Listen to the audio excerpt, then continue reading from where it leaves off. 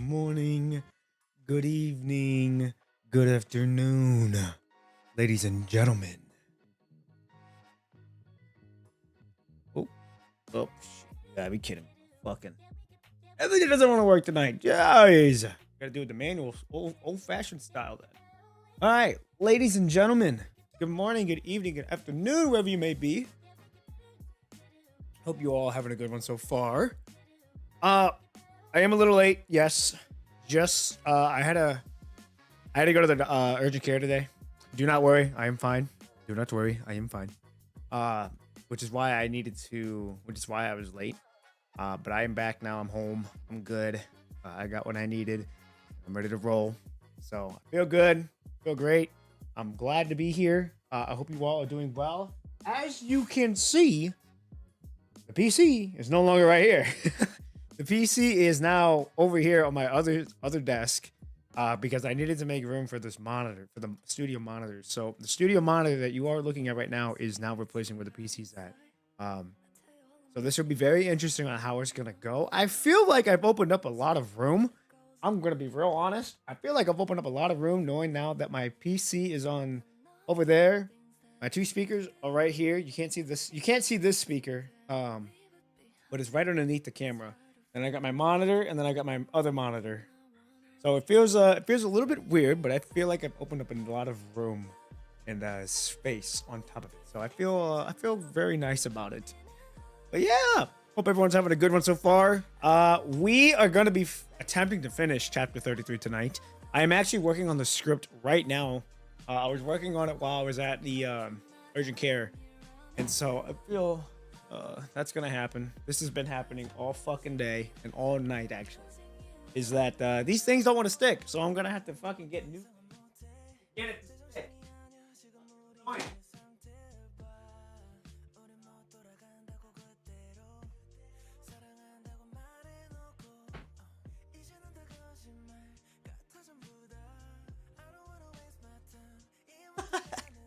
But anyhow, hope everyone's having a good one. Busy weekend. It felt great. My family's home now, so it feels nice having all of them home. To the two people on Cook, welcome. To the people on YouTube, welcome.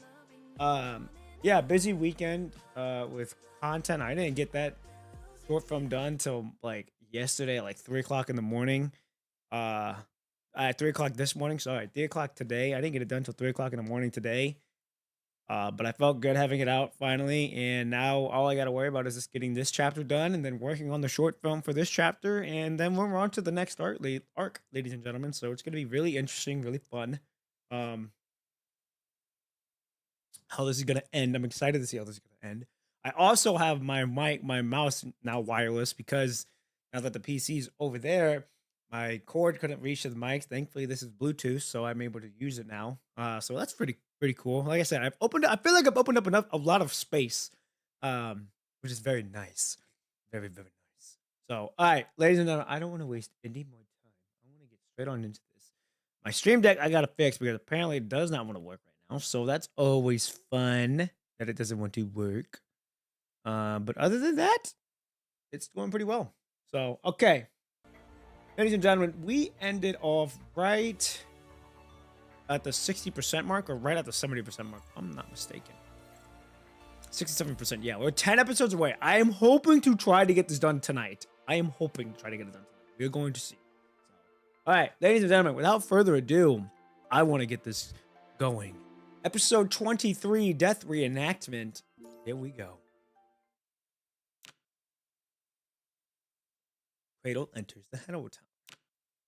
Cradle has returned to the Hedo Tower. I feel like I've got a lot of room now. I don't feel like I'm cramped.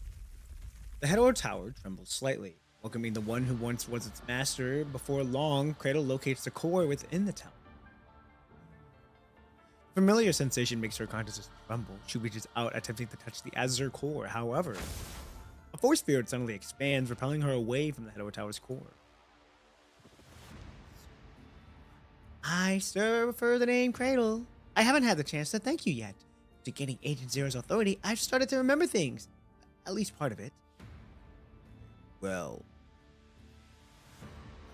Oh, I gotta get his voice locked on. Hold on.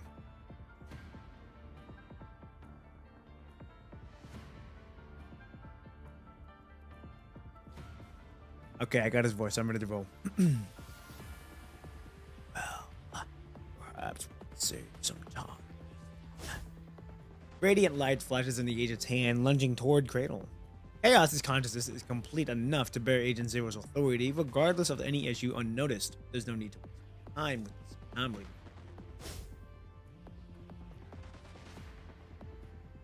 I thought you wanted to chat with me for a little longer. Cradle form flickers as she darts behind the red crystals for cover. You changed something, didn't you? Her rose-colored eyes lock on the Chaos standing aside. The petite doll nimbly weaves around the crystals, striking at Cradle's exposed flank. Can't we really just sit down and talk this through?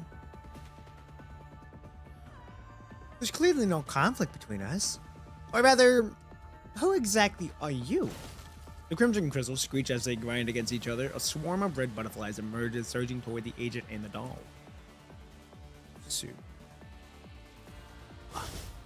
The three rapidly through the tower. Okay. Unable to match Vonnegut and Chaos's combined assault, Cradle continuously flees away from the core's area. She ends up by leaving the core area. The agents wouldn't actually pursue her, but for some reason, even after she has moved far from the core, Vonnegut shows no intention of stopping the chase.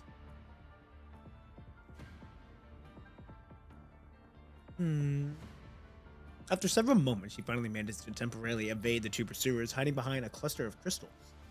Cradle must seek aid. Despite the Hero Tower being her home field, without regaining sufficient authority, she cannot single-handedly oppose the two who depend on the head of the core. Well then. Her palm releases thin tricklets, letting the red tide spread in all directions. Aha! Found you! She has already heard the wind coming from a wall at the Hero Tower. Though unclear who left it there. She feels her way into the edge of the tower wall, aiming her gleaming scythe at the tiny wound. You won't say no, right? A crimson light flashes brilliantly as the tiny fissure rapidly expands and the red tide surges into the Hero Tower. There. The moment the Hero Tower sustains damage, the agent immediately discovers Cradle's whereabouts. Using a force field as a springboard, Chaos leaps upward, swooping aside the red butterflies obstructing vision and strikes directly at Cradle. The red tide surges forward as the Hero creatures savagely bite into Chaos's flesh, but the doll shows no sign of feeling pain, precisely striking towards Cradle's head. Step back! Although her strike lands as planned, Chaos also has her forearm severed by the scythe. The limb of the Hero creature born from the red tide is instantly absorbed, immediately merging back with it. Cradle, appearing from another direction, momentarily freezes after devouring the part of Chaos. Nick? Fragments of information flow from the red tide. Cradle dodges Chaos's attack with a terrified jolt. Unusual fear invisible in her eyes. Agent Zero, stripped of authority, has been banished by the Hero Tower, now wandering into the wastelands. The Vanguard team, force fields. Chaos pierces through Cradle's chest, but the doll's flesh is also sliced by her scythe. Ryushi! Good morning, good evening, good afternoon, wherever you may be. Hope you're having a good one so far. I arrived early. Yes, you did. Yes, you did. But I arrived late. I did arrive late, but you know what? We're here now. Glad to have you here. Glad to have you aboard. You just in time. We just started this episode. And yeah, I finally, you can't see it now. I'll show it when we do this Hawkins phase. But basically, doing pretty well with how I moved my PC over here now. And I've got my studio monitor right here now instead. I can't fucking use it though because the cord that I need to plug it into my interface did not get shipped and it was stuck on the truck and I can't even use it. And I was super pissed. I'm like, it's just sitting here, looking nice and being appreciated. Yet I can't fully utilize it, which is very unfortunate. So I'm hoping to have it tomorrow. We're gonna see. I'm hoping to have the cord from my studio speaker. Actually. So yeah, this is my new monitor speaker, studio monitor, and my PC's over here. You can't see it no more, but I feel like I've opened a lot of room now because of it, so I don't feel cramped as much. But yeah, I can't use this because I don't have the cord because they never shipped it to me. So that fucking sucks. I'm hoping to have it. I'm hoping to have it tomorrow. It's very unfortunate, but you know what it is. What it is. But other than that, doing pretty well. Stream's a little late because I had to go to urgent care to take care of some things. Do not worry, I am fine. Just had to take care of some things, but I'm good now. And yeah, now we're here. But other than that, I hope you were doing well. Hope you're doing good. So that's why I like trains. Yeah, trains are a lot quicker, and they probably get there faster for delivery. My country need trains. I got you. I feel you. I would say we use semi trucks mainly more than trains. So my country needs trains ASAP. Oh boy. Well, I mean, I hope they have some over there at least. Well, yeah. Also, my stream deck's not working, so I have to do everything manually right now, which is kind of sucky. So nothing new though. But yeah. So far though, I'm enjoying my time. I'm burping a little bit, which is kind of unfortunate and it sucks, but what do you do? I am actually working on the next short film right now as we speak. I was working on the script while I was at the doctor's, and yeah, I made some good progress. Now I got to finish the story and get the rest of the script done. So I'm super excited to see how this is gonna end. I'm hoping to try to get it done tonight. There's 10 episodes left. So I'm really hoping we can get it done tonight. So let's keep going into the story. Oh yeah, let's do it. Earth time, November 21st, 2198. Node log 201. Humans develop portable force fields capable of preventing the chaos contamination from spreading. Vonnegut's golden crystals pierce through Cradle's skull, but both he and Chaos are wounded by Cradle to varying degrees. November 22nd, 2098. Vanguard team led by Dominic continued to explore the Hetero Tower. Due to the interference of the force fields, their specific plans remain difficult to ascertain. I watched the story. I watched the new story you posted. I liked it very much. Thank you. I'm glad you enjoyed it. I'm very glad you enjoyed it. This one was a bit different from the I Vow one. I still wanted to bring that emotion like I did for that last one, but I wanted to bring like a bit more action this time into it. So like with what you saw in the Nami's boss fight, I really wanted to make that one feel like in the story they even said like the knight and the knight and the prince defeat the dragon to get the treasure. So I really wanted to make that feel more immersed, like a final boss battle. So that was a lot of fun to make. And then the cutscene where after that fight, where you get the cutscene of the Nami on the moon, I was originally gonna keep that original audio, but I got hit with a copyright, not a copyright strike, just a copyright, and then I was like, I think I'm gonna switch it up, and I switched it up, and I actually really liked how I have it now than what I did with the original. So it was it was unfortunate, but also I didn't mind it. And I actually really liked it. It turned out great. So, but I'm still learning the mic that I use for my short films. I'm still learning it. It's very sensitive to plosives and S sounds and clicking noises. So I have to really try to. It's a learning curve with that mic, trying to get it placed right, learn how I pronunciation right, how I articulate my words better. So it's a learning curve, but I'm enjoying the hell out of it, knowing that this mic is doing everything that I'm wanting it to do. And I've also got another mic that will do this same damn thing, but it'll be suited for outside. It could be suited for voiceovers as well, but right now I have outside stuff. And now eventually when I get the other thing for this, I'll be able to actually start listening to the audio and everything without the headphones, which would be very, very nice. So I'm super excited for that. But yeah, like I said, I'm glad you liked it. I'm glad you enjoyed it. I'm excited to do this short film whenever I'm done getting to it. And then we're very close to making more progress in the channel that I have planned. So just gotta stay tuned, trust the process, and I gotta continue to water plants. So, with that being said, though, I want to continue on with the story. Here we go. Struck once again by Vonnegut's golden crystal, Hetero sinks back into the red tide. Under the control of its former master, the Hetero Tower gradually reverses the hands of time. Slowly, Cradle regenerates, but she has already recalled almost everything. The Vanguard team, Project 3, down. It's been a while. From within the blood-soaked red tide, she smiles at the agent. Through endless cycles of death and destruction within the very flesh of chaos, she has reclaimed everything that belongs to her. Truly a story that deserves a name to be named Hard Work. Crimson butterflies gather, lifting their master from the... You need to fulfill your mission, so I should continue to carry on mine as well.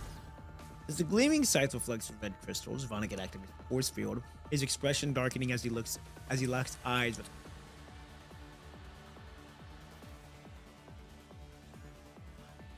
And I must thank you for your memories you fed to chaos.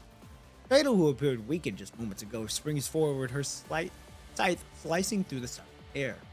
But I'm also quite curious to know, with such a hasty attack, are you really prepared for everything? Cradle's memories are gradually being restored to Chaos's flesh, and she has now obtained the authority that rightfully belongs to her. The roles of hunter and prey reversed in an instant.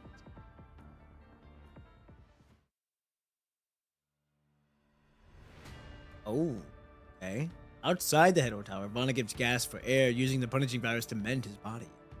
Leveraging his familiarity with the bridge across dreams, he uses his force field to evade Cradle's onslaught, pushing all three to them temporarily out of the Hedo Tower. The uncertainty of Cradle's landing poses a threat, yet Vonnegut cannot allow her proximity to the Hedo Core. With her memories restored, Cradle regains almost all the power she can use Agent Zero with the Hedo Tower. With Chaos temporarily unable to seize control of the red tide, they are left with no option but to endure their disposition. Vonnegut lets out a deep sigh, anxiously caressing his brow. This is taking.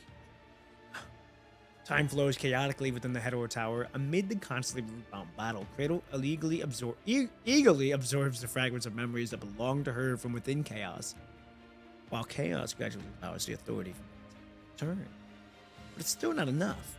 Chaos's rate of growth falls short for keeping pace with recovery.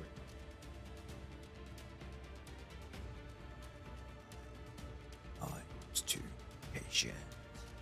Vonnegut places his hand on the forehead, trying to calm his restlessness and restructure his thoughts. Having finally found a genuine return ticket, he was too eager to pursue the ultimate answer, too impatient to wait his plan. The doll silently observes the agent's figure, perhaps because she has already acquired the portion of the Red Tide's authority. Your gaze continues to watch this place even after leaving.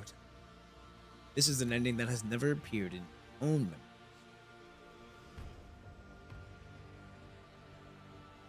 In your previous journey inside the Hedo Tower, Vonnegut behaved like an erratic madman, utilizing chaos in a repeated attempt to take you away, as Cradle relentlessly pursued behind, targeting the towers directly. This time, Agent, having perceived chaos completeness, forsook all strategies on to find himself unable to withstand her incent. What must be done? It's closed loop. It's still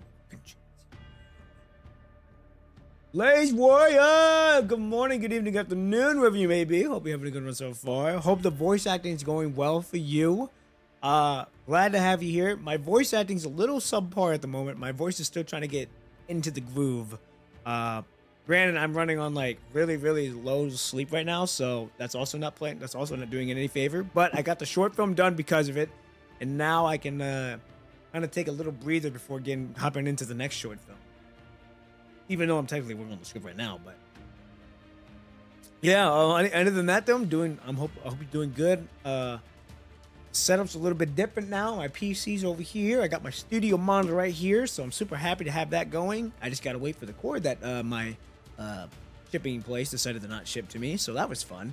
Waiting on that. But other than that, doing great. I'm doing pretty well. Very grateful to be here tonight and hopefully finishing this story. I'm hoping to try to finish the story tonight.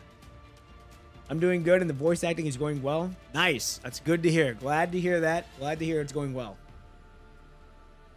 Really glad to hear that's going well. All right, here we go. Oh, and I was thinking about if I ever go into game design, I want to try to make a gacha. Yeah.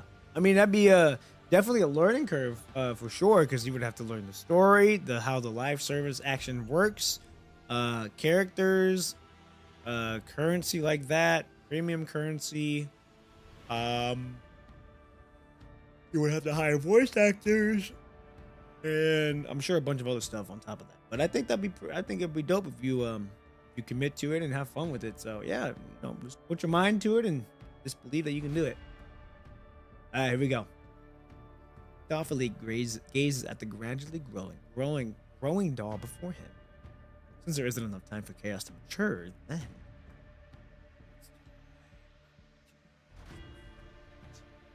having made the decision unilaterally, he ponders for a moment. Then he reaches out to touch chaos. Whatever the agent is doing, it feels as if her conscience is being carved open by a dull knife. A deep throbbing pain radiates from her body and nearly causes her gaze. After she regains this, Vonnegut opens his palm, revealing a small, delicate fruit. It turns out that the fruit you once swallowed is created just like this. While the tiny head of crystals repair Chaos' damaged consciousness, the agent notices something barely perceptible wounds. Consciousness, as if simply dead. What else? My Vonnegut voice. Oh, fuck. And my main character, the lone wolf, will wear a mat. I was thinking about okay, we got that part. And my main character, the lone wolf, will wear a mask, hide his face because he is disfigured. His weapon of choice is a katana, and I use the power of an angel as a special. Ah, okay, yeah. Okay, I see it. I can see the vision a little bit. I can see the vision. You probably got a more vision than I do. But we just gotta continue to paint the picture and show it to the world, and people will resonate with it, and they don't resonate with it, then that's all right. That is a-okay. So just that's nice though. That's pretty cool. You got a character that you're ready to roll with, and gotta make it come true at that point. The agent shifts an inquisitive gaze towards chaos. Sensing her reluctance, Vonnegut suppresses the impatience that has been building since entering the tower and shakes his head.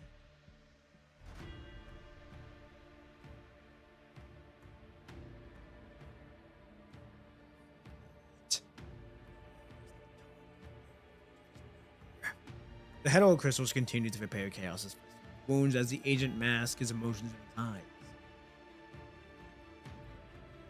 Said into time.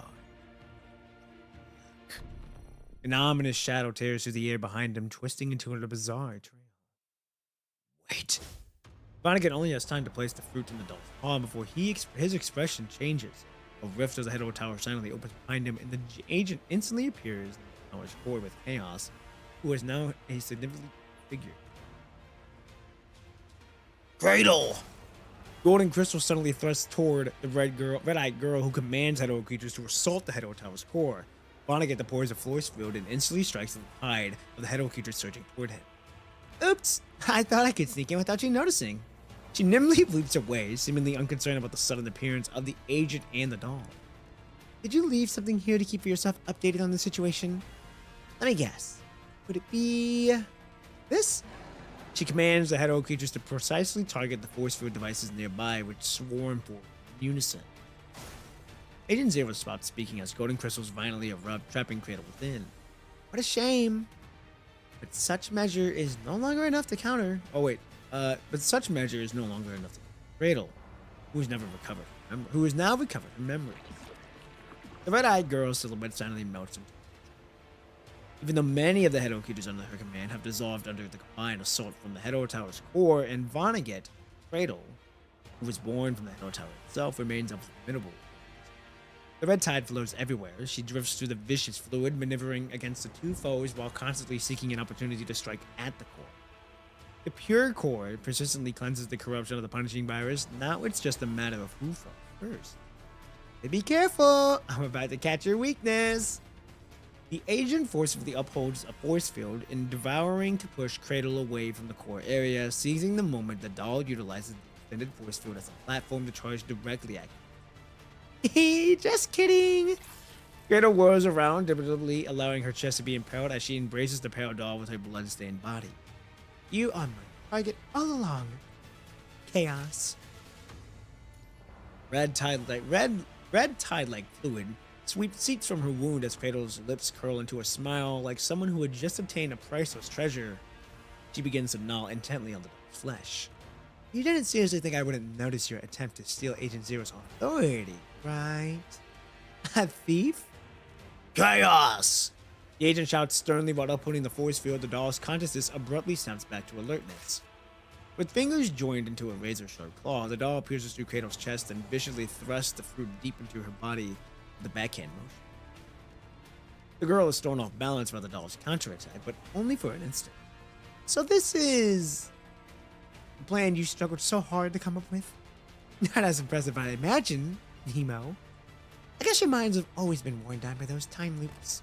She grins as she flings the whirly doll at her feet, while the red tide gradually snaps her blood, just as Kratos reaches out the fingers to dig out the fruit lodged in her. As if drawn by some invisible force, the fruit rapidly melts and vanishes into her body. How is this possible? A strange sensation of being controlled spreads through her body. Her power gradually drains away, and the authority she thought was hers begins to falter. And the enemy types would be called shatters. Basically, people corrupted by demons, corrupting their minds in their doubts and nightmares. And then they'd be kind of like daymares, basically like nightmares but during the day. That'd be pretty dope. Has it already scouted and hidden into Chaos's flesh?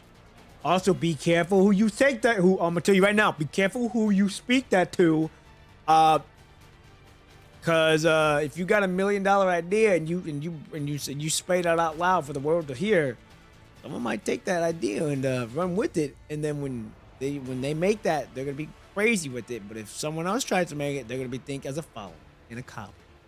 Be careful about who you speak it to.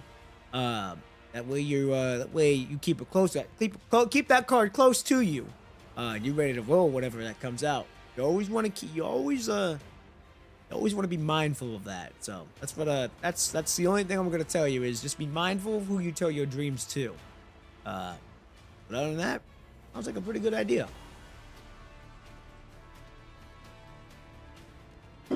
Damn it. In an instant, Chaos's fruit completely disintegrates into her body. If she devours Chaos now, she cannot guarantee whether she'll be the one to digest Chaos, or if Chaos will be the turn of the tide and eat her instead. Should Chaos gain the upper hand, she would instantly lose authority as it. The feeble doll rapidly repairs her body using the red tide, commanding the surging waters to cut off Kratos' escape. Chaos's authority is equally unstable, barely holding Kratos back for a short distance. Vonnegut has left a force field around the Hero Tower's core for protection. Although Chaos has intercepted the authority, she cannot fully devour it. Weighing her options, Kratos suddenly turns around. Countless Hero creatures surge toward the core behind her as she channels all of her power and lunges at Vonnegut. Red crystal spikes sprout in an instant. If he wants to imagine the force field protecting the core, he'll inevitably have to take the strike. Ugh.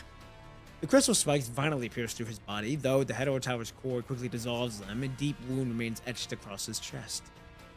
Vonnegut. Although the force field has blocked numerous Hero creatures, Vonnegut's powers is now weakened, making him unable to fully uphold his defenses. The red tide under Kratos' control hammers the force field's weakest points. Crimson butterflies like fish slipping through the net begin to fall around the core. Kratos follows the path laid by the butterfly, turns to take a decisive and lunges directly. If she can corrupt the core, she will have enough power to completely purge that doll's consciousness from the body. No way! A white light suddenly stings your retinas, engulfing the entire Hero Tower. A sharp buzzing resonates through your mind. Your gaze, attached to Chaos, grows unstable, threatening to detach from the Hero Tower and plunge back into darkness. The buzzing gradually subsides. The blinding white light slowly fades, leaving only a rift in the air, leakage, eerie white fog. Vonnegut uses his lack strength to maintain the protection around the Hero Tower's core before collapsing weakly. In a chess game, Vonnegut is a rook because his connection with Hetero Tower is like a. It's like a rook. The doll finally finishes preparing her legs and slowly moves toward him. The fog. As the original creator of the Hetero Tower, Credo naturally said has ways to tear apart the fog or escape from it. Behind Vonnegut, the rift responds as if cube. White fog seeps out, tearing at the thin barrier. Golden light emanates from the agent's palm, rising upward to tightly construct the rift, thwarting the escape of the thing within. Fog cannot contain Cradle. Just as I thought. The breathless agent lifts his eyelids, looking at the doll beside him without surprise. It's you. You have been watching. Grey Raven Commandant. There's no point hiding it. Situation. You don't think I haven't figured it out, do you? He left on a mocking laugh. I don't know what arrangement you struck with that lady to go willingly, but considering the current situation, maybe it's not bad. What are you implying? I want you to want me. Cradle must die. Can only return that closed look again. The agent releases a long sigh as the rift behind him pulsates once more, with slender streams of the red tide trickling out. Really? Cradle, trapped in the fog, imminently refuses to acknowledge defeat and is trying every possible means to break free. The red tide corrodes the golden crystals, causing Vonnegut to wince in pain. He tenses his fingers, and light once again covers the crack, forcing the red tide to temporarily retreat as if startled. You will not die. Those spikes can only temporarily harm Vonnegut. In the future you have already experienced, he should not die from this. Who can say? He opens his palm, gradually healing his wounds. Upon his fall, the wounds pierced by the spikes are slowly festering, with the tiny red butterflies constantly sprouting from his flesh. So we already know how this ends. Judging by how we already said you will not die, and these spikes has a future you've already experienced. In the future you have already experienced. So maybe we already know how this ends. These horrifying little creatures fluttered their vibrant wings, feeding on Vonnegut's power. Butterflies flap their wings. Variables become unpredictable. I think Cradle has seen something in the flesh. The doll hurriedly approaches, trying to cover the wounds with her palm to absorb the red butterflies, using her authority, but to no avail. Still hasn't mastered all authority. Let's cooperate. I'll help you kill Cradle. Otherwise, one more person time they wouldn't benefit. How do you wish to proceed? Fog will contain Cradle for long. Hetero Tower, or absolutely cannot be. Again, I want you to take the core away. Take away the core? But beyond the Hetero Tower lies another world. A world that belongs to chaos contamination. Know about that. He coughs, blood frothing from the corner of his lips, which he quickly wipes away. The agent gazes intently at the figure before him. What else do you know? Nemo, Dominic, Vanguard team. Agent Zero's authority, isn't it? What time come back from? I have no reason to tell you. Well, I don't have any more information to exchange. A brilliant radiance flares as the agent once again sears off the butterflies and fog surging from the rift. Simultaneously, another red crystal spike slithers out like a venomous snake, piercing through Vonegut's heart. Ugh! Festering wounds on his body persist in the refusal to heal. The agent frowns deeply, attempting to drive the punishing virus to mend the damage. Since you already know everything, you must also be aware that you're key to interfere with the Hetero Tower's core by sacrifice. That was why all members of the Vanguard team tower. Tiny red butterflies corrode his wounds, preventing the punishing virus from repairing his body. The agent speaks again in a strange tone that doesn't belong to him. I need you now to help me. Help me fulfill Dominic's original plan. Kill Cradle and recycle the true core of the Hetero Tower. But there is no key here, and the Hetero Tower core cannot be stored either. Back in the Hetero Tower, Lucia used Dominic's key to absorb the core. In this layer of time, Lucia didn't enter the Hetero. Naturally, there's no key to contain the core.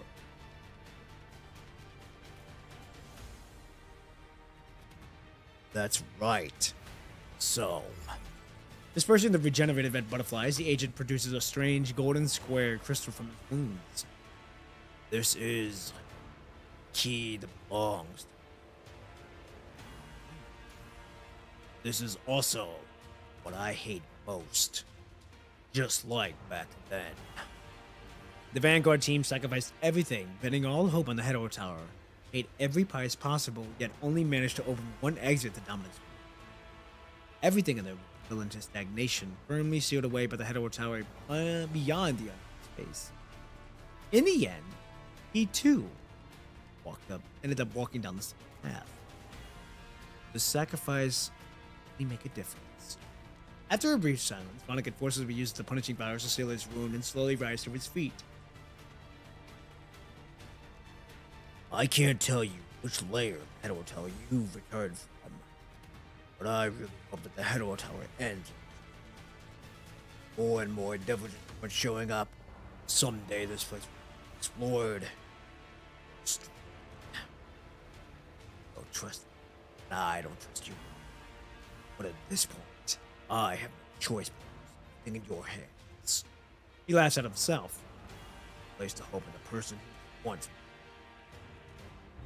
The Hetero Tower trembles slightly. The rift of the fog breathes slowly, like a living creature. Vonnegut furrows his brows. His arm maintaining the golden crystals quivering suddenly, clearly became restrained from the effort. Tell me what I need to do. You've already merged with chaos. I need to say no more. To return to the oblivious lair of the Hetero Tower. So, the Hetero Tower's core. Don't let our tower collapse. It's a all you have to do is let our tower's core control the tower and not allow. After taking control of the tower, seal its core. It's free. Time should be solved.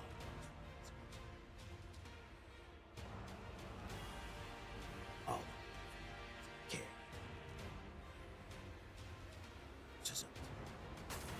Before he can finish speaking, Agent Arms dips as if drained of all strength. The golden crystals suddenly shatter and the rift expands.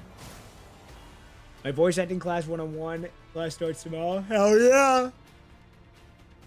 Oh, fuck. That's awesome. I hope it goes well for you. Like I said, just be a sponge. Learn all you can, and just have fun with it. You know, you have fun with it, you're gonna do good. If you have fun with it, you're gonna learn too. So, just have fun with it. Be present in the moment, and be a sponge. The red tide condenses into a razor-like sharp spike, shooting out from the fissure and piercing the agent's body in a crimson pattern. The doll, still clutching the golden crystal cube, suddenly sinks. Vanishes in place. Ah, we meet again. You didn't actually think the fog could contain me, did you? The agent in black remains silent as golden crystals stubbornly climb up from behind the girl, refusing to admit defeat. Still not letting go? Amid the crimson butterflies, lethal onslaught, the crystals splinter into fragments, akin to life made by countless fates, eventually dissolving into the cooling granite. After changing so many times, you are now so far away from who you originally were, aren't you? Perfectly eyeing the agent like butterflies, fatal suddenly seems like a prison. Just a few rests from death.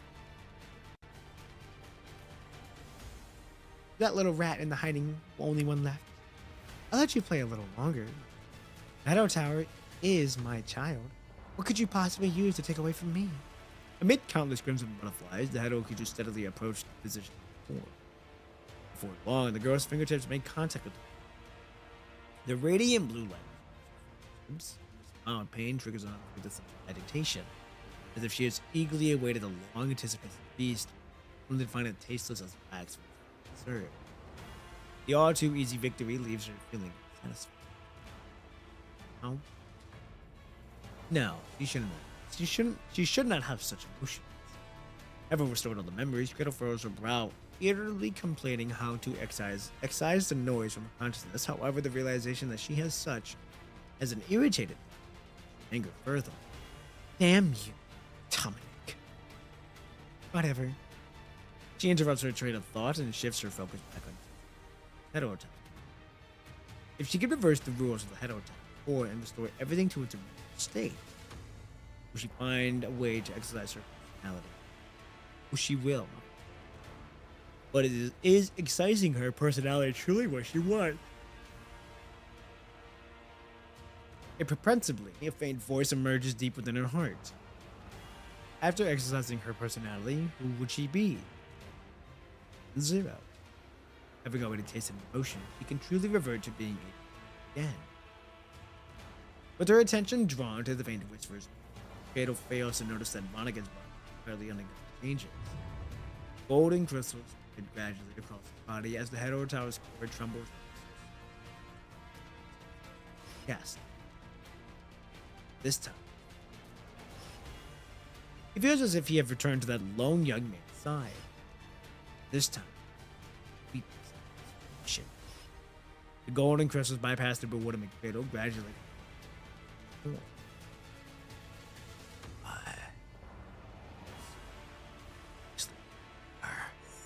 The agent's body completely vanishes as golden light erupts brilliantly. The Hetero Tower's dazzling azure radiance, accepting the embrace of the crystals. Gretel abruptly snaps to the attention and frantically cord, disregarding the torrent of her distinguishing body. However, chaos emerging suddenly from the side, unmistakable. A sudden burst of light engulfs the entire Hetero Tower as an earth-shattering explosion echoes through space. Damn it! An unexpected ray of azure light promptly gory sight. He screams in agony, trying to retreat momentarily into the red tide, only to realize in horror that the expanded force field is blocked her escape. Oh, of all places. Doll, bearing your gaze, stands stoically to the side, bathed in the pure fun emanating from the Hetero core. Her body is equally exposed, yet she is steadfast, firmly maintaining her voice. Goodbye, Gretel. Is it really just a goodbye?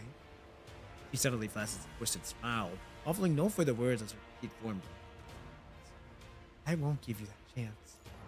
The doll tightens her grip on the golden cube crystal containing the Hetero Tower's core, causing even more intense azure light to shoot. Then, isolated outside the force field, Gretel fails to detonate her body. Cracks gradually spread across her form until just as unexpected as her arrival. Gretel gradually vanishes in the area, being behind her. Butterfly. Goodbye, Gretel. Doll picks up the red butterfly and without a moment's hesitation, the last red butterfly does completely vanishing. Fragmented buzzing sounds echo in the air as the tower trembles insensibly, as if laminating the wall. Master. With the Hetero Tower's cube, space begins to slowly teleport at this location. Strange colors lift. The last force field suddenly temporarily holding out back the assault from beyond the rift. Oh, fuck me. This is a long chapter. It's only like our first episode. Jesus. Clutching the golden cubic crystals into her arms, the doll slowly sinks into the underlining tide.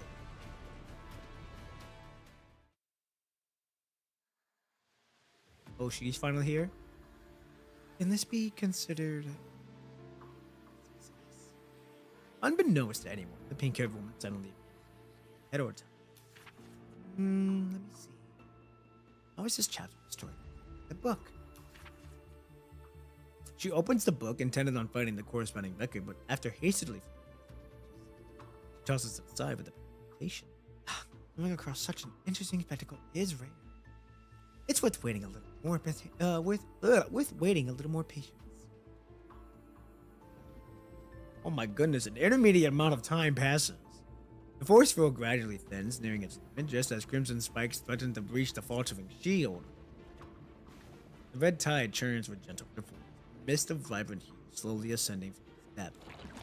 Wings carrying numerous hopes unfurl from the murky tide. The humming of the Hedwell Tower fades as Idri Christmas solidify the revolution. With the complete authority of Agent Zero, she once more returns to that tower should rightfully her command. Oh, Jesus. Oh, that was a long oh my goodness, that was a long episode. If I ever turn that story into an actual story, I will let you know. I gotta get better at not giving up. I was gonna say, Faith without works is dead. Just continue to hammer at it and just continue to know that, you know, one day at a time. One day at a time. That's how I look at it always. Always one day at a time. Just be present in the moment, knowing that I'm continuing to do the work with everything I'm doing. So yeah. Yeah, let me know if you end up turning a story. That'd be fun to read, fun reading, for sure. So yeah, I'm just like I said, I'm just doing it day by day for me. This not work. I've got everything I've got for my channel is right in this. Just write down just write down your thoughts, write down your things. This book, ladies and gentlemen, is the key for how I want this channel to work, how I want this channel to be, and what I have planned for this channel. I cannot wait to show you bit by bit every time something new comes up. Just gotta stay patient and stay tuned. Okay, I'm gonna get a water because I'm out of water, and holy shit, that was a lot of reading that I'm gonna need a water on. And then we continue on with the story. So I will be right back. Get some water and get some food as well.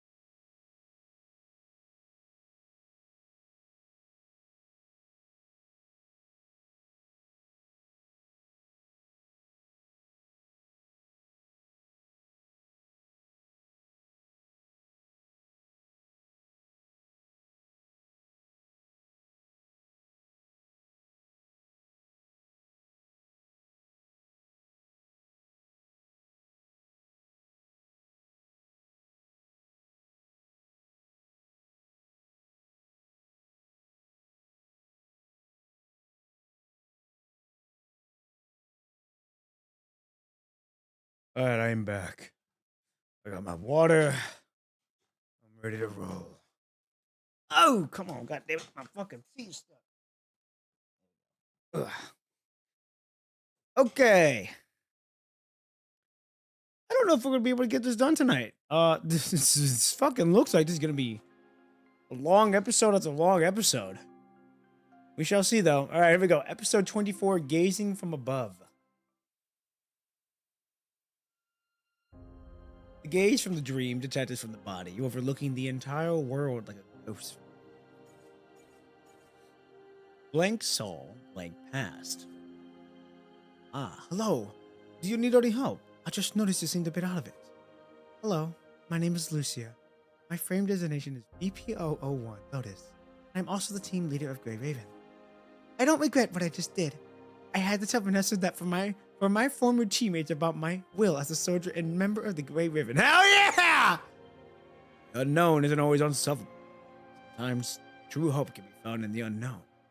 You know I will always choose to stand by your side. That's exactly why I'm bound to succeed. Hey! Blank sees her.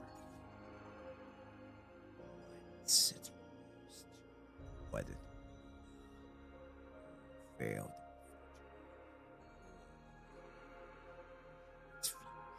Ascension. Question.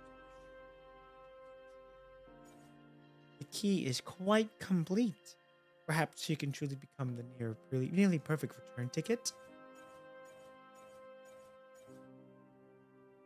C. A tranquil, stable world that feels both comfortable and strangely. The viewpoint suddenly alleviates, revealing a blue planet from the edge of the sight. From far reaches of the cosmos, the pink-haired woman approaches the measured pace. Finally awake, are you? Finally can control your own eyes? Finally can see it all? She pauses for a moment, her voice revealing a hint of sudden realization. Finally, able to obtain the true ticket? I have no clue what's going on, but okay. Oh. Eye snapping open, the gaze sinks into the Hedo Tower. The surroundings are completely silent, as if nothing has happened. The agitation of the Hedo Tower is soothed by chaos who has emerged from the tide. The fissures flowing within the red liquid gradually seal themselves as the scattered butterflies' wings on the ground who are wholly assimilated into the tower. Cradle resides, residual power fills the fissures in the tower's body. Chaos slowly lowers her gaze, feeling the power of Agent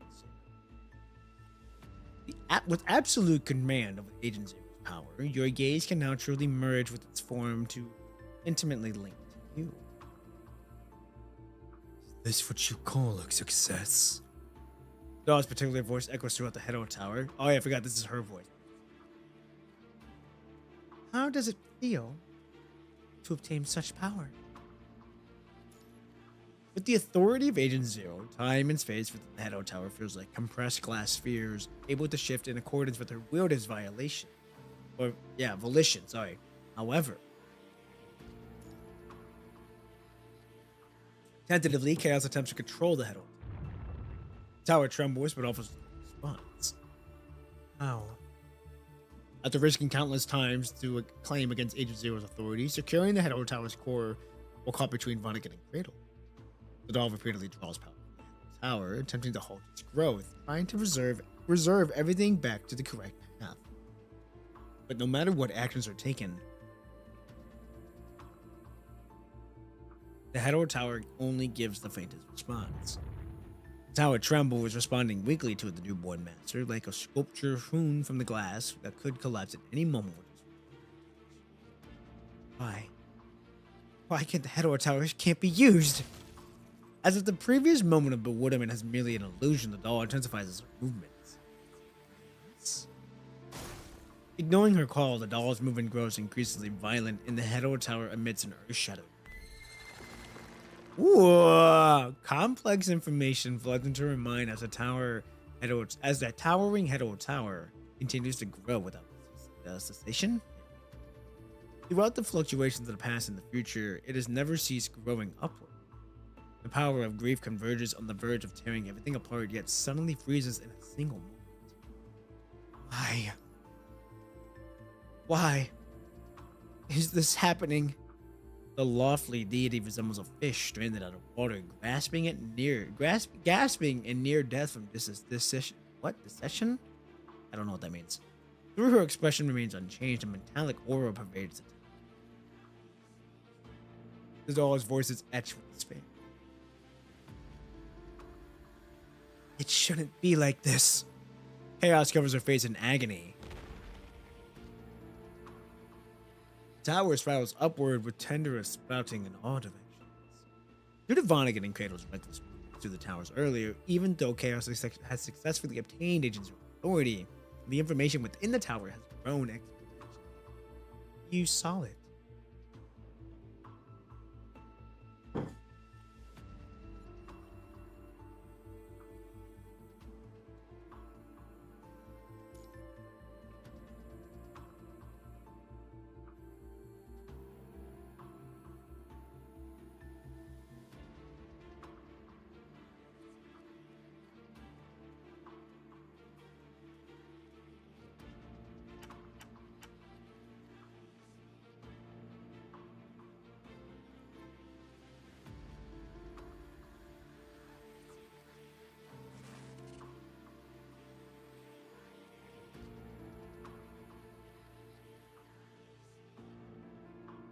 Oh no, there we go. I didn't realize my mic was muted. I thought I unmuted it. Ha! Thank you. Thank you, Ryushi. Okay, hold on. So now, okay, I gotta go back on this. This is crazy lore right here. So, Crimson Tower spirals upward to touch the heavens, starting to collapse at any second. Different layers of the tower undergo repeated fission, splitting apart again and again. Past and future, altered to the head of the tower, have not disappeared. Their cornerstones continue to stack, cautiously teetering on the brink of collapse. So it's like Jenga. If the deity attempts to return to the previous layer or intervenes to change everything while her power's bedrock remains steady, the infinitely stacked information may crumble. Events. Okay. Interesting. Huh. She's got an old man muting his mic mid-talk. Tiskus. What can I say? What can I say? Okay, so even though we have the power, we can't do shit with it. Human civilization will also cease to exist. You knew this would happen. Wait, this is me. This has to be because I'm on. This was chaos on the left side. This is me now. You knew this would happen, didn't you? Why? Why has she done everything she can? Why is she still unable to change the schemes of fate? I fucking hate that her daughter is crying. I may not be reacting to it. I promise you, deep down in my heart, I'm ready to fucking throw hands and go to war for someone because I'm seeing my daughter cry. Oh boy, don't you fucking get my blood boiling like that. This is everything they have carved out. By they, she means the people above her. Wow! Yo, that's a crazy fucking scene. Like me, you're able to see beyond ordinary. Like me, all that's left for you here is just imagination. Essentially, we are the same kind of existence. And our ending, destined. Vast sea of stars explode at the edge of the earth. Stardust scatters in all directions. Out. Her gaze penetrates through countless universes, sealing up this world. We will eventually end the world. Bearing their broken civilizations, we'll journey together through the depths of starlit skies and oceans of fine. Okay, whoa. Okay, so we've basically become like Ishmael. A world that's no longer ours and we just kind of drift. No. The newborn deity opens her eyes, filled with blood and tears. But I no longer have the power to save this place. Everything I've done is not meant for an ending like this. Power gradually grows, wings stretching to obscure the sky and sun. Every dark pupil harbors a spectrum of emotions, gazing upon the world chaotically unmasked. There will always be. The red tide slowly dries up. It's contained all. I will prune the branches of the Hedor Tower and dismantle the layers that should have never existed. I push everything back to the past. Back to the time before the Hedor Tower's arrival. Overwhelmed by excessive information, losing yourself. The being-carried woman voices her bewilderment. They're fine as they are, okay? Punishing virus will preserve everything of this civilization. One day we'll find a way to restore it. But if you continue absorbing this endless stream of information caused by Vonica, you'll lose your mind from being able to bear all this information. Even high dimensional beings, even deities. Ishmael takes a step back, gazing at whose pupils swirl with turbulence. I have never feared death. I have come this far. Not so I can give up here. Please forgive me. I'll have to stay in the past now. God! Ah! But you will press on, far beyond until you reach that place where everyone can be brought back. Liv, we, and our other companions. They didn't leave this earth because they abandoned it. They left to look for hope in places far beyond.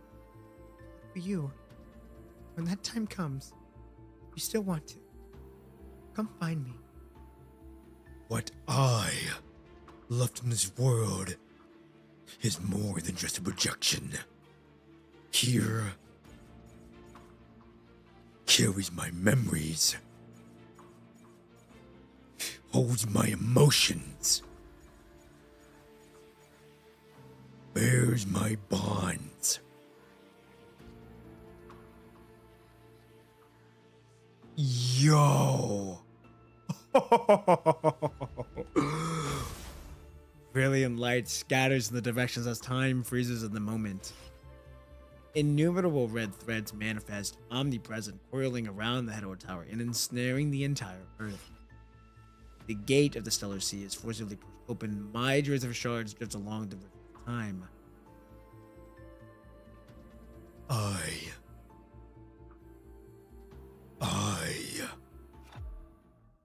Here, I will reshape the time of human civilization.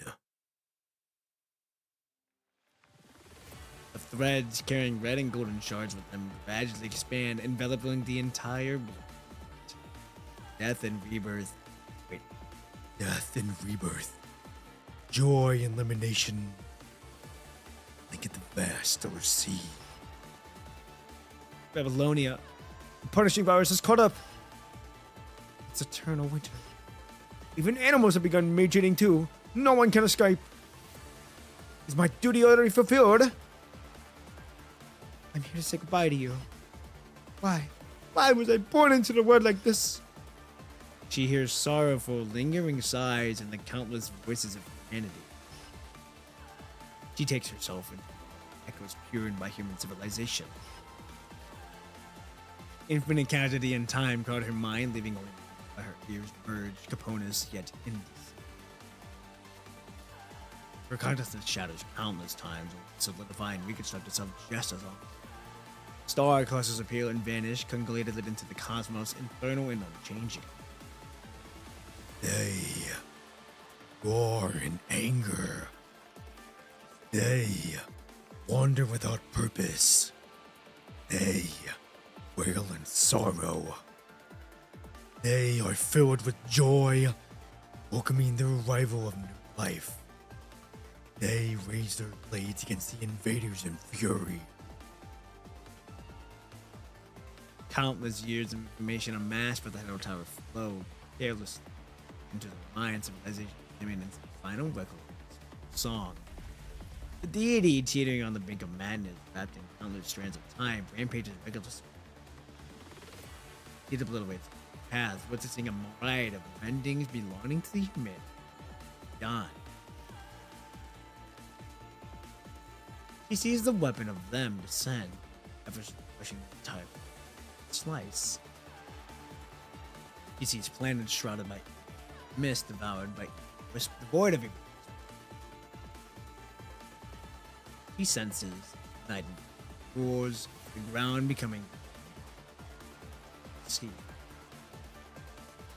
He sees a sunlight sparks scorching at his both by the entire region.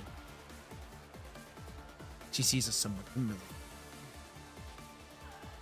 Unintentionally, Chaos, teetering on the edge of insanity, halts in front of the gate bearing the symbol of a four-winged raven. Here, hazy memories surge in the depths of it's one of the entrances to the graveyard. The entrance graveyard. Is it you? Chaos touches the white gate. Since you've been reading the story all this time. Beneath the intersecting, he gives a soothing smile, a serene smile. Let me read your story in exchange. Let me see the true stalled amber. Oh boy. Okay, here we go. Episode 25, Four Winged.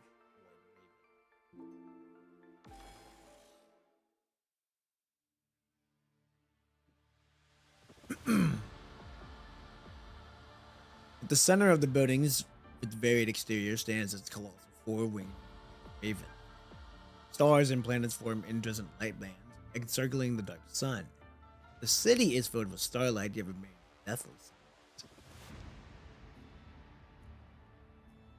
Ishmael sits at the top, sitting tall. This is her favorite spot. She opens herself into free time. Only here can she feel that she is not alone. Upon sensing the strange presence of life, Ishmael slightly raises her head, only to immediately fall in disgust. Ah! Have fun, everyone. Just stopping by mid-sleep. Gotta go back to snoozing. All good, Alexi. Glad to have you here. Glad to have you when you were here. Enjoy your night. Go get some rest, and we'll see you around. Ladies and gentlemen, we're gonna continue on with this crazy fucking storyline. Multiple head creatures gradually emerge from the red tide, seeping through the fissure unseen. She draws her key staff, coldly observing the vile creatures falling before her. Stay and become dangerous. Oh boy, we're fighting.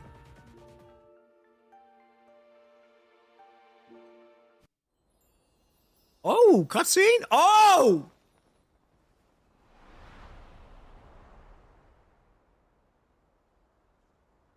Okay. So we're the ones spawning this right now, I believe? This is a crazy cutscene. Oh my goodness.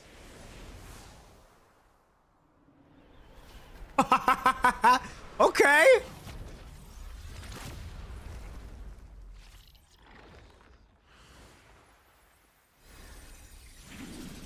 Ooh.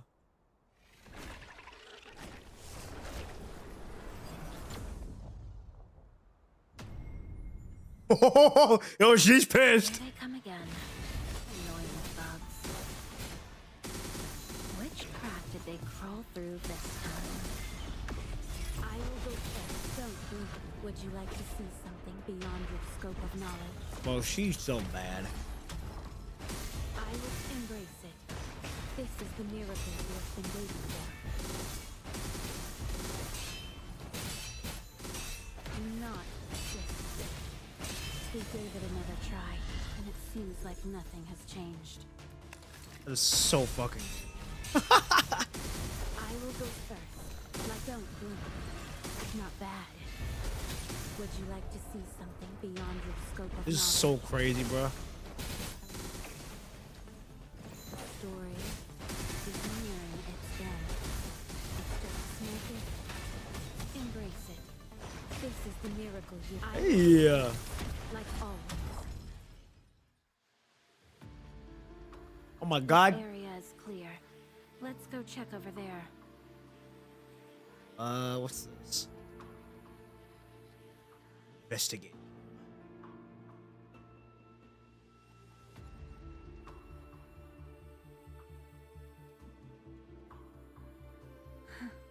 She got some big hands. Thought I'd lost it, but it turns out I just left it here.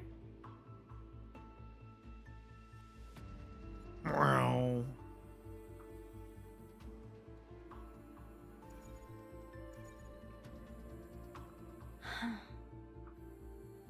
The merciful one. And then you have Hey. Ishmael. Did you know? We intercepted some unexpected information. Is this some kind of joke? But if it's really heat death, Ah. well, why is it happening again? This isn't a place you can just corrupt. Of course, you fucking glitches. Would you like to see something beyond your scope of knowledge? The story is I will go first, like always. It's just we gave it another try, and it seems like nothing has changed. Pop! Get out of here. Not would you like to see something beyond There's your some scope of information good knowledge? to know more about her. Is there? Okay, good to know. We shall find it out. I will go first, like always. Not bad.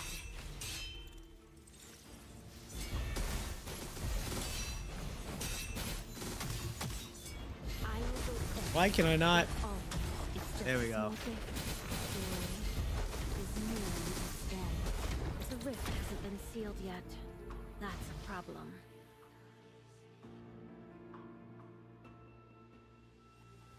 More information.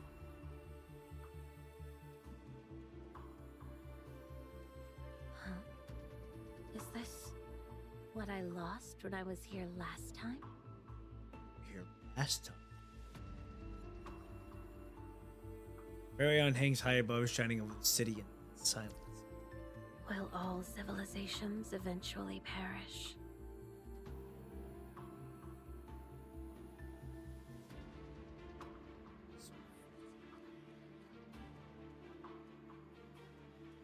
Look with that. Those. Time for that.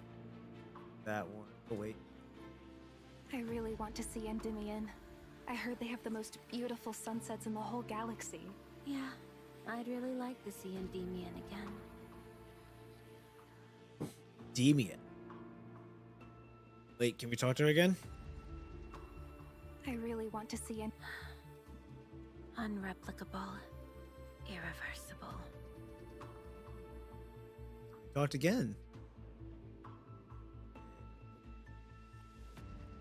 The last star is about to go out. We have no more chances. 研究院说找到了新的物质， Oh! What the? Apparently, it can replicate civilizations. Could that really be the answer?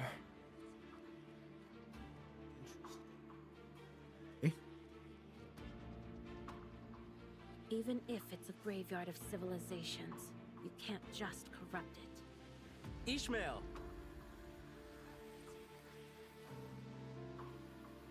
heat death? That's just a theory. It can't be real. I'm going on vacation to the next galaxy. Yeah, so these people are just lost souls and they just go to different fucking galaxies. That's fucking wild. Like, hey, I'm gonna go to this one for vacation. Don't mind me. Okay. Ishmael. The leftover memories are damaged. Only the final voice remains. I started watching the anime of Arknights. Arknights anime is really good. I have not seen season. Well, I've seen a little bit of season 2, but that's about it. So it was here.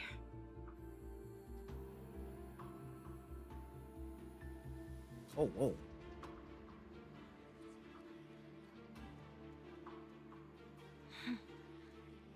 Brings back memories. Read that. Ah, I like the outfit. Pretty good. Yeah, I'll fuck with the outfit. I'll rock with it.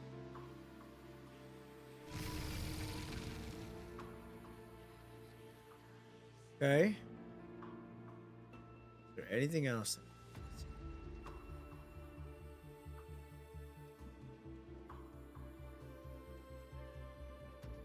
All right, it's about to end.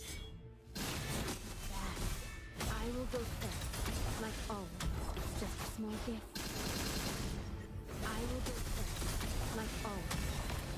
Still, we gave it another try, and it seems like nothing has changed. Gotta love how it glitches. Would you like to see something beyond your scope of knowledge? Ask. Not bad. I will go first. Like always. It's just a small gift. I will go first. We gave it another try. And There it we seems go. Like nothing has changed. Ha! I will go first. Oh. Don't, not bad. I will go first. Would you like to see something beyond your scope of knowledge? That's so crazy. Your destiny. I will go first. Alright, here we go. Is nearing its end. We gave it another try, and it seems like nothing has changed. I like the little tink in her eyes I when will go she does some first, stuff like like always. Don't do it. I will go first, like always. Would you like to see something beyond your scope of knowledge? Not bad. I Hold will on. go I'm first, trying to get a kick, but I like don't think I'm gonna be able always. to get it.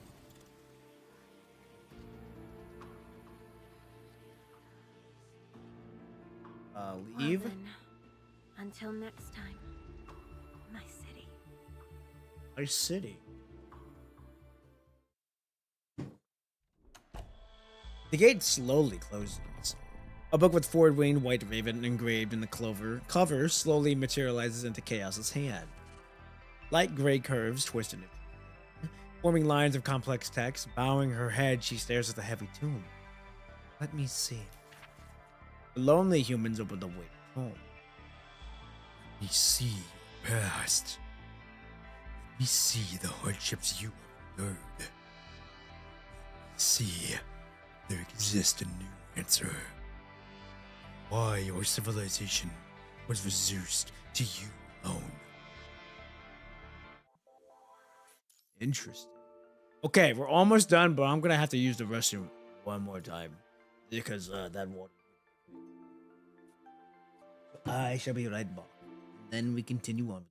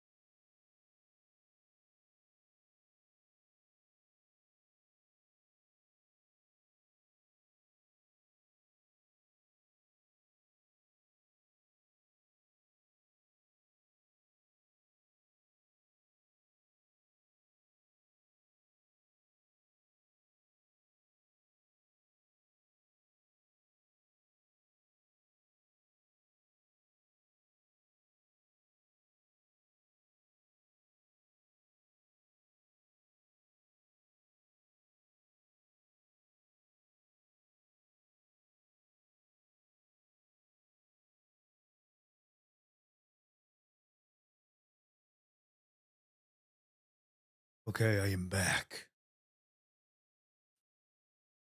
Okay.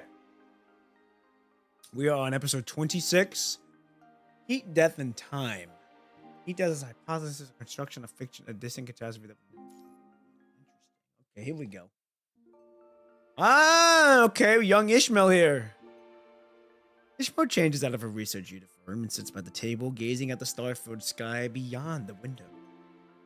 Outside, stars are scattered evenly across the sky, their brilliance undiminished by the hot star overhead. Magnificent structures with bold, sweeping curves interweave and across the landscape, gleaming in the starlight. The girl is waiting for the appointed time to arrive. It's time. The star is used for timekeeping, flicker several times across the firmament, signaling their appointed hour has arrived. The terminal emits an notification. Ishmael taps on it to input the preset coordinates into the door.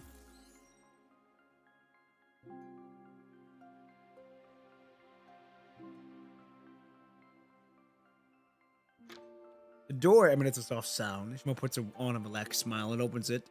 She has already made plans with her colleagues for the institute to visit the city's recreational. Outside the door, skyscrapers appear as tiny ants as girl. Wait, whoa. Skyscrapers appear tiny as ants as the girl. Tiny what? Skyscrapers appear tiny as ants as the girl materializes in the cosmic space, tens of thousands of meters above ground. A protective shield quietly activates, safeguarding its master. It's been too long since I've space jammed. How long did I end up spending the doorway up here? What? Okay. Frustrated by her mistake, the girl quickly locks back into the correct coordinates. Before she can even pull the door open, the voice of her colleague comes through from the other side.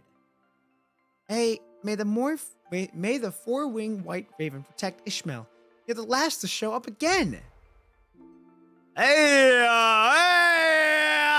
okay.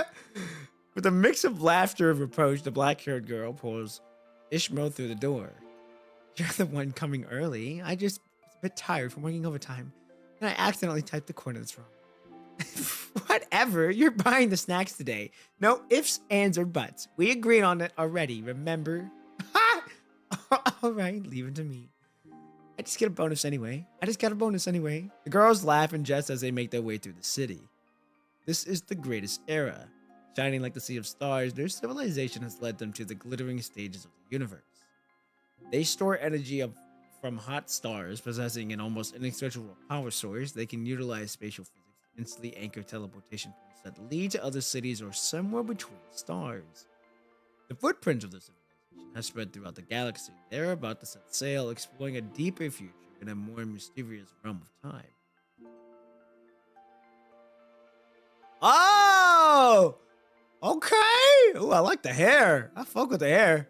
I actually fuck with the entire outfit. The outfit kind of go crazy. Damn, okay. Damn. She got that shit on. Looks like your instructor is as generous as usual. Meanwhile, mine never throws in any extra bonuses. Sipping on another super sweet drink again? Be careful, you'll get sick. No way, I'll be fine. Ishmael stirs the drink. Etha smacks her lip, then suddenly speaks as if remembering something. Oh, right. Have you heard about... She lowers her voice, speaking in a mysterious tone. What? Do you seriously not know? I've been grinding too hard with all that overtime. It's about our research institute. We captured a really strange record. Etha quickly scans the area, confirming no one's watching them, before adopting a secretive tone in her speech. Remember when I mentioned someone at the institute had this wild idea and built a weird machine? They said it can capture messages from either far, far from the future or the distant past. That machine has been sitting there and running all this time. Since it doesn't consume much data flow, nobody has ever bothered to shut it down. Then, a few days ago, someone accidentally noticed the machine had received... Dark screen flickers with an eerie green light as massive data streams rush across it. The captured information resembles a tiny bug, stored by the worm trap in the bottom of the right corner of the data. So, what exactly did it reserve? Actually, it was just 2 bytes. Heat death. The black-haired girl casually drops these 2 words as if they were nothing significant. How is the Institute responding to this Opinions are all over the place. Just like always, everyone's spouting their own theories, talking past each other. Some people are totally convinced that it's just like a legitimate message transmitted from like a zillion light years away. Some kind of doom or gloomy prophecy, blah, blah, blah. I like her. Some claim it to be, it must be fake. Suggesting throughout the check of faculty surveillance journals, they believe someone with the ill intentions have infiltrated specifically to play malice pranks and sow fear. Ether purges her lips dismissively, apparently finding neither theory particularly convincing.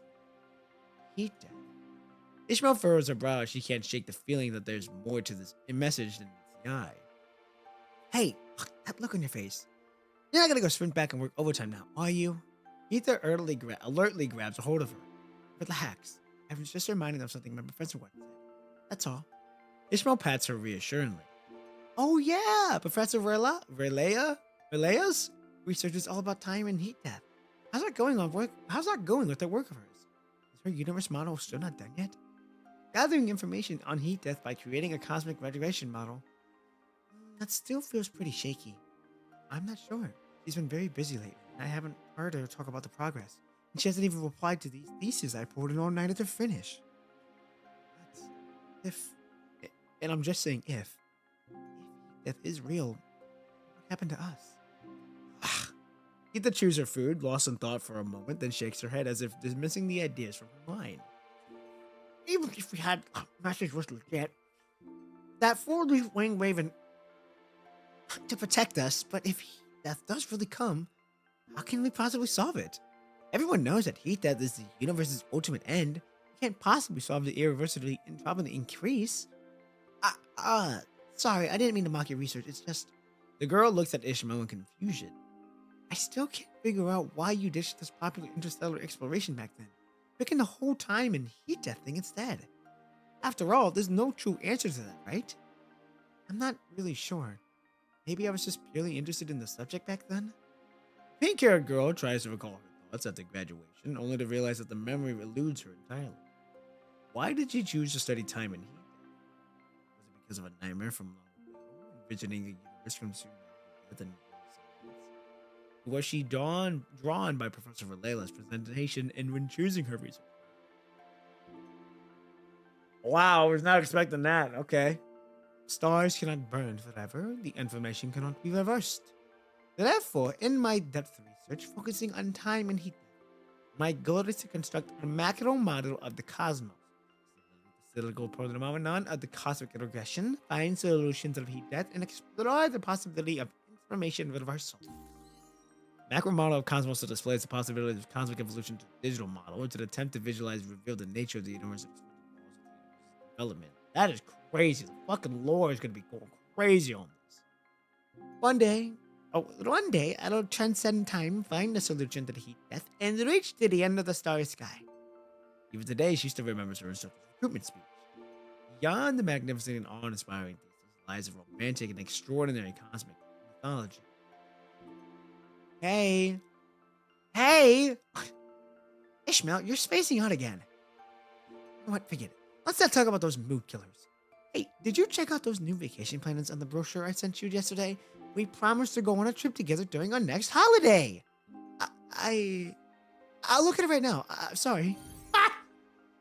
Ishmael quickly opens the messages from her friend, revealing a captivating array of vacation planners, holograms that spring to life. An animated virtual tour guide enthusiastically details the unique features of each planet. That is so fucking wild. What? There is an anti-gravity bola. The seawater envelops clouds on the horizon. Moya, characterized by the pale rocky terrain, known as the filming site for the trending series adaptation of The Legend of the Great Star.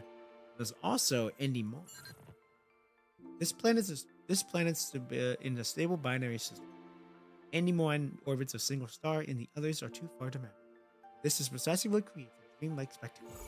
Oh, you're interested in Atamon? Ether leans in and notices the page where Ishmael is paused. Yeah, my professor's friends happen to live on that planet. Wow, that sounds awesome. Too bad Atamon is so huge. If we really wanted to check it all out, a short vacation would have even scratched the surface. That's why I like this godlike. Characters. They have things that I want to enjoy too. Interplanetary vacations. Yeah, I was gonna say that's fucking interesting that they have this shit.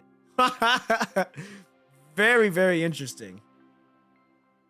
It's fucking insane on how deep they're going on the lore here. I really want to see Animon, but I heard that they have the most beautiful sunsets in the whole galaxy. Let's go together on our next long break. Ah, you're right. We'll get our chance eventually. The girl have already put the mysterious message out of their mind. This is civilization at its most brilliant. It can accomplish anything except control itself. They are about to explore even more distant realms of the universe. Heat death is merely a hypothesis, existing only in fiction. Catastrophic too distant to ever reach. Never truly come to pass. Womp womp womp, it comes to pass. Heat death is merely be a hypothesis, but will soon truly master time itself. A sea of researchers crowd the front of the research institute, eagerly awaiting Relayla's latest research announcement. They even control time like it was a business. Pretty much, it's like they have this whole thing down to a science. They already had verified the possibility of time travel. She unveils the curtains behind her, revealing a massive machine in the room. The crowd erupts in astonishment. Time travel. Has it truly been verified? Prior to this, we have conducted multiple verifications. Many pioneers have already used this time travel machine to advance forward and back in time. As it agreed, we have all left sufficient evidence at different points in time proving that the effectiveness of this time machine.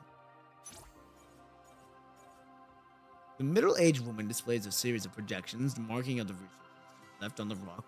Billions of years ago, a pioneer deliberately appearing at the moment of a famous historical figure's death, and even with the time travel's coordinates set, a pioneer, guided by the time travel, slowly materializes beside the time ring.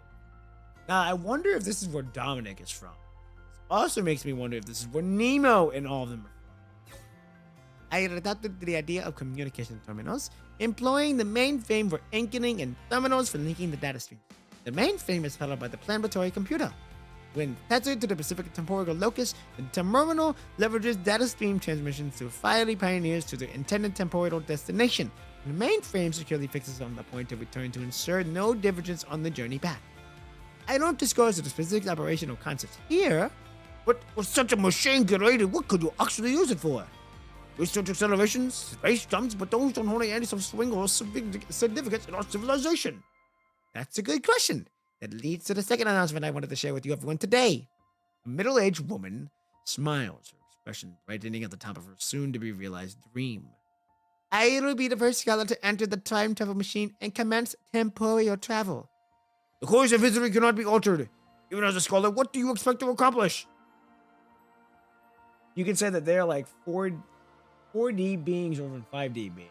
I guess, yeah. Yeah. Wow! Good morning, good evening, good afternoon, wherever you may be. Hope you're having a good one so far. Welcome to the stream. We're learning about time travel here, which is fucking interesting. So far, it's pretty interesting. And I have a theory that this is probably where Dominic was resided at before he decided to time travel and all this fun shit. I also believe this is where the fucking punishing virus came into play. Naturally, I'm not going to the past, but rather to the future. She gazes at the machine, the fruit of decades of her dedicated research, as if looking at her child, her eyes gleaming. Ishtar will take over my research over heat death and continue the development and refining the cosmetic model while I will journey into the future and explore the possibilities of temporal extension. I will send messages back from the future, employing advanced technology and observations to further refine the cosmetic model, seeking a solution to heat death and overcoming this unsolvable challenge. Without a doubt, no one takes Relayla's word seriously. They dismiss him as just another of her fate-fetched fantasies. Constrained by the paradoxes of history, no one dares to regularly attempt traveling to the past or venturing into the future. Everything is great because now I lost my jobless status. Hey, congrats, man! You got it. Hey, good. All good for you. You got your job. Enjoy that job. I hope you go well for it. I hope it does. I hope it treats you well, and I hope you enjoy that time. So it's awesome to hear that you got that, and yeah, man, just keep at it, man. Just keep at it. That's awesome. That's awesome to hear. It's really awesome to hear. Glad to see you doing well. All right, here we go. To beings with nearly limitless lifespans like themselves, Time Machine is viewed as merely a novelty for travel. a concept dismissed by many incapable of achieving everything truly meaningful. A job dignifies a man. Hey, as long as you're able to put food on the table, feed your family, oh yeah, you good. I got you.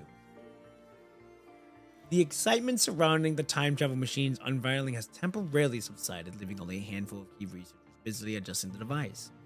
You really have to go yourself? Following her instructor's request, Ishmael assists adjusting the machine's data stream. The instructor was concerned who has already equipped the time travel terminal. Oh yeah, we'll enjoy this shit. My workmates are chill as fuck. Hey, if you get a good group of people with you, you're good to go. And even if the job is shit, which can be, if the people are cool, hey, that's cool. Me, I got the job I'm working at. I like the people, the job. Yeah, there's ups and downs. Like, it's cool right now, but it's nice though, knowing that not fucking losing my sanity, being at a job that I hate and don't want to be at. That's how it was for the last job. I was there for 3 years, pulling 12 hours for 3 years as well, and then fucking just getting my ass beat the shit out of on that place. Ugh, that was bad. But yeah, I'm happy. I'm good at this place. Like I said, it's a job because this is the dream right here, ladies and gentlemen. This is the true dream job that I'm chasing. So as long as the job that I'm at right now helps me get to this point, hey, I'll do it. I'll do it to make sure this dream comes true. So, but yeah, man, that's awesome to hear that that the people there are cool, and yeah, that's awesome, man. That's awesome. Just keep at it. Make sure you're enjoying it, and just be present. Be present. All right, here we go, ladies and gentlemen. Of course. Do you even remember what I told you? Truth only exists in your own eyes. Her pupils sparkled with light, carrying the weight of her dreams. When I was still a young girl, I often find myself wondering, what lies at the end of time? Is it the heat death brought by increasing entropy, or another space? Or perhaps deities in the legends? He pats Ishmael's shoulder in a reassuring gesture. This is a great opportunity, Ishmael. I'll obtain more knowledge in the future, and I'll use the mainframe to transmit that knowledge back to you. Civilization cannot survive solely on stellar energy. Stars will eventually extinguish, and when the universe resurrects, heat death will inevitably approach. We must find a way to survive this catastrophe. I understand it's just not really, Ishmael. I've already forwarded that paper that I haven't read yet to my old friend. You know her. Top T3 class. She'll be transferred back to our institute and soon continue the project with you. I'm not worrying about my paper, Professor. Looking at Ishmael's solemn expression, Layla gives a resigned smile. Oh, look at you. So serious for someone so young. Completely missed my joke. Don't act like this is some final farewell. This experiment is perfectly safe for you. It'll just be as if I've just gone on a long journey. That's all. We'll meet again in the future. Then I'll take you to Bola and try their local specialty, scalyfish. Deal? Okay. Ha! Wiping her reddened eyes, Ishmael forces a smile. Celebration complete. Coordinate sourcing finalized. We can begin now. All right, let's go then. Goodbye, Ishmael. After readjusting her time travel terminal, Layla smiles at Ishmael. Goodbye. Deep blue light melts like liquid, enveloping the middle-aged woman. She vanishes from where she stood. After that day, everything returns to normal. Ishmael continues experiment using the data stream Layla left behind. They are attempting to construct a grand cosmic model that simulates the universe's cyclical process of infinite expansion and contraction. Their goal is to predict whether the heat death of the universe will occur and explore the possibility of information reversal. Time passes by day after day. Professor Layla occasionally sends back data, seemingly having arrived at the future. Continuously, she keeps transmitting interference about the cosmic model, having observed much more accurate data in the future. This is such a fascinating experience. But this is really intriguing. You should see it for yourself. Interference 487 regarding updates on cosmic. I never expected it would be like this. Backward approach to cosmic model updates. Yeah. But after that, hey, Ishmael! The black-haired girl gently taps on the window frame, signaling her arrival. Is it mealtime already? She reflectively checks her terminal, yet no notification chimes. Beyond the window, the stars designated for timekeeping remain dim and lightless. No, that's not it. We received another We received another weird message. Why are you spacing out? You're still worried about your structure? Take care of yourself, okay? Ethan slips through the doorway and refills Ishmael's cup with a fresh drink. Yeah. Although the time mainframe still maintains a connection with the terminal, she hasn't sent any messages back for quite some time. Thanks to the information Professor Valela has been sending back, the cosmic model was approaching perfection, but the lack of any messages for such a long time remains concerning. Maybe she's sending messages to her family instead? Maybe. Frowning in thought for a moment, Ishmael confirms once more that the mainframe has a transmission from Leia before turning to look. It's not mealtime. Why did you sneak out? Huh? Etha, her arms folded, appears to be caught in an intense internal conflict. Emotions flickering unpredictable in her face, eventually a prolonged pause. She breaks the silence. Screw it.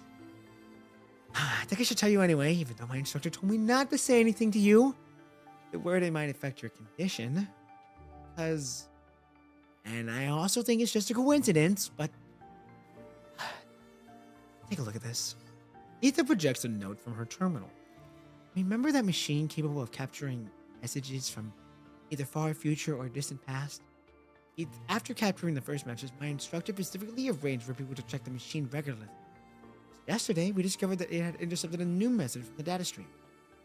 Technically, this is classified, but it contains information about you, and since you're part of the Research Institute, you'll fall under its knowledge-sharing system. That's why I dared to bring it to show you. She gazes at the note in shock.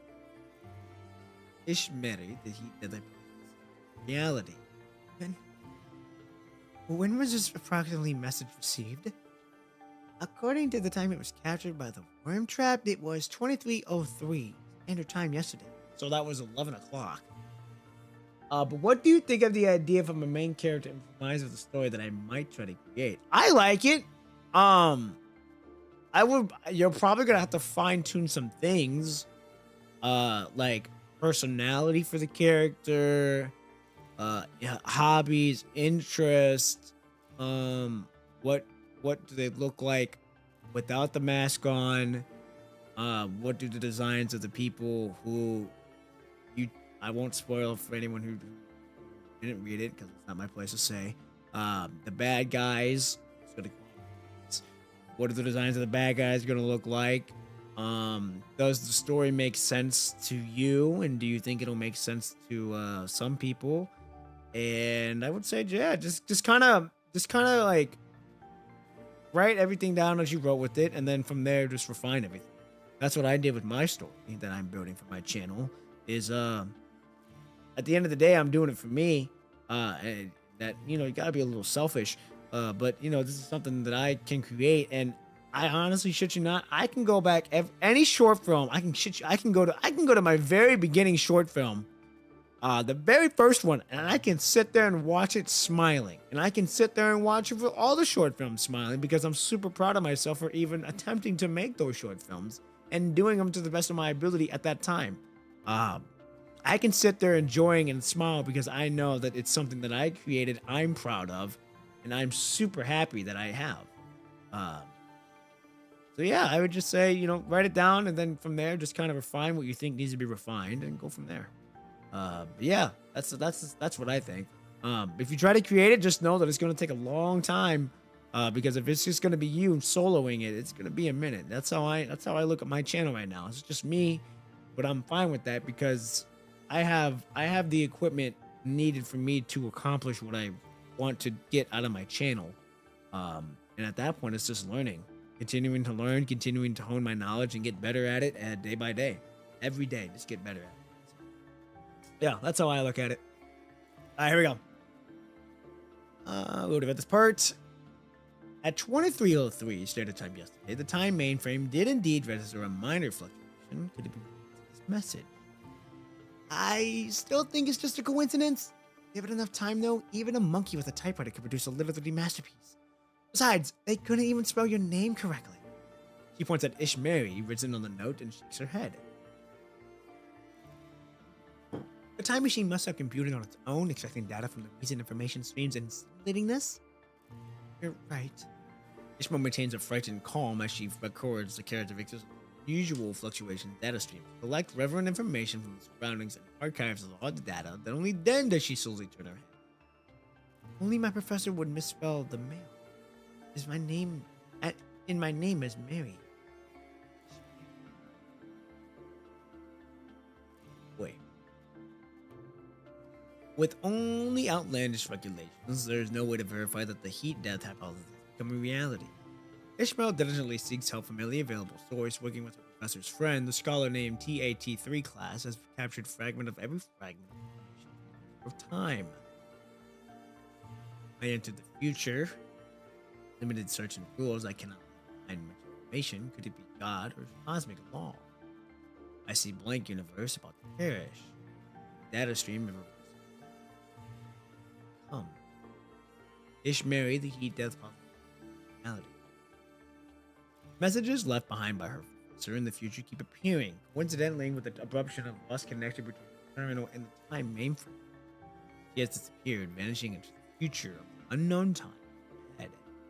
Countless pieces of evidence are laid bare, forcing the Galactic Research Institute to confront this terrifying truth. The heat death hypothesis has become. Holy fuck, this is a long chapter. Heat death cannot possibly exist. We still have countless stars and the universe is boundless. How could there ever be a day when everything is exhausted? But what about the rate of reproduction? With mechanical care so perfected, living beings barely age or die. After a certain period, our population would be completely fill the planet. Now, even the most inhospitable planet, Bola, has become accepting immigrants. If this continues, we'll eventually fill this entire galaxy. There's still the next star system and the universe much wider beyond. It took us tens of thousands of years to deplete the planet's resources, and now we've begun creating a new planet ourselves? But it's only been less than 2,000 years since we began exploring this galaxy. Now, the energy required for annual migration to other planets drains 1/10 of an entire star. Another 100 years, another 300, another 500. Or do you think we could just brush it all off and wait until the heat death becomes a pause and the entire universe is completely extinguished, like a candle burned to nothing? The heat debate momentarily ceases and the room falls into complete silence. Why the Indian accent? I don't know, I just kind of went with it. I still believe the heat death is absolutely impossible. We shouldn't dive headfirst into this research solely based on the research of Layla's personal theories. But apparently, this has already become a reality. The renowned director waves a hand in invitation, seemingly unwilling to continue this part of the discussion. Many of the messages Layla sent back have been verified. Though lacking in detail, they're sufficient to confirm the authenticity of this information. I think I want to change his accent. I'll keep the professor as he is, but I think his accent should be maybe British? Yeah. Furthermore, after obtaining the information from her, Ishmael and TR-T3 class have improved the cosmic model she left behind. Cosmic model? Do you remember Layla's original research direction? Construction a macro model of the cosmos to find solutions to heat death and explore the possibility of information reversal. I like that voice a lot more. The director pinches the bridge of his nose and waves his hand, signaling Ishmael to continue speaking. What? Ishmael? With the data information continuously transmitted back from Professor Layla, we have perfected a cosmic regression model that has previously had flaws. A complex information projection materializes in front of the desk with a series of parameters continually scrolling by. Since this cosmic model was originally created to calculate heat death, it is already featured a countdown display. The model calculates that the universe has begun its conduction style cycle, that is when heat death is approaching. This cosmic model would automatically initiate a countdown. Previously, when the model was still incomplete, the countdown section was always showed garbled code until a few days ago, when we filled the last gap in this model using the information sent by the professor. The young girl's face appears pale as a long string of numbers in the information projection flickers incessantly, gradually dwindling in value. 10 standard years from now? But how can you be certain this is real? After our discovery, we requested a batch of experimental subjects. The pink-haired girl purses her lips, a sense of discomfort evident in her expression. We have attempted to send them to a time beyond the countdown deadline. A simple button designed to transmit information back to us. So they fucking use guinea pigs to just fucking people. They'd be like, "Ah, you're going to this timeline. If you die, we're gonna have something on it." Until now, Time Mainframe hasn't received a single messages from them. Ishmael lowers her eyes as she projects a series of information onto the display. Travelers sent over 10,000 years into the future have completely lost their connection to the mainframe. And the information fluctuators have appeared right before their disconnection are exactly identical to that of Scholar Valela. They all hit a wall known as heat death. Ugh. The crimson numbers hang over everyone like a sword of Damocles. Damocles? I think that's Damocles? Emanating an ominous ticking sound. Ah, Entropy, a final boss of the universe. Who? They have left no information behind. There's no way to even surmise what exactly happened to them. I can only analyze based on this data. Man, I don't know if the date is in her story or in this chapter. It's probably in her affection story. Before this, they have never considered such grand proposition. In such a vast universe, how could the heat of stars possibly be exhausted? Also, Patrick, good morning, good evening, good afternoon, wherever you may be. Hope you're having a good one so far. Welcome to the stream. Just in time, we're still moving on with this chapter. It's a long fucking chapter. These 10 episodes are gonna be fucking long. Yeah, we already got this part. Even if the main sequence stars were depleted, there are so many others unstable pulsating variables, late time giants, flare stars, and other variables. With such abundant resources, they could have even activated massive stellar core attractors to create their own asteroids. How could heat death possibly come? However, through a series of meticulous verifications from every possible perspective, evidence has consistently validated Valen's hypothesis. What are you planning to do? Antonio Valela's research. The director gestures issue to Ishmael, who furrows her brow and begins explaining her instructor's research with visible unease. Valela. Professor Valela once proposed that there might exist a certain substance in the universe capable of storing information. Using this information as a medium, perhaps our civilization could be stored within it, transcending the heat death to the universe in an alternate form. She designated the research as a contingency project for surviving heat death, which is why another research team has been continuously advancing the study. In the preliminary stage, we have confirmed the existence of the hypothesis and reached conclusions that through theoretical material calculations, subsequently. Holy fuck, this is a lot of lore. It's been a bit, it has, but I hope you're doing good so far. I hope you're enjoying the stream. I hope you're enjoying your day on top of that. So far, this is a pretty good chapter. Like I said, super fucking long, but it's pretty good chapter so far. I'm getting the water after this chapter too. The Galactic Research Institute immediately assembles a specialized organized research team to take over Valela's work.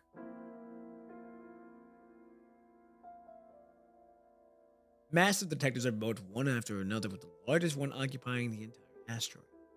They have invested the maximum amount of funding and resources trying desperately to find that seemingly fantastical substance.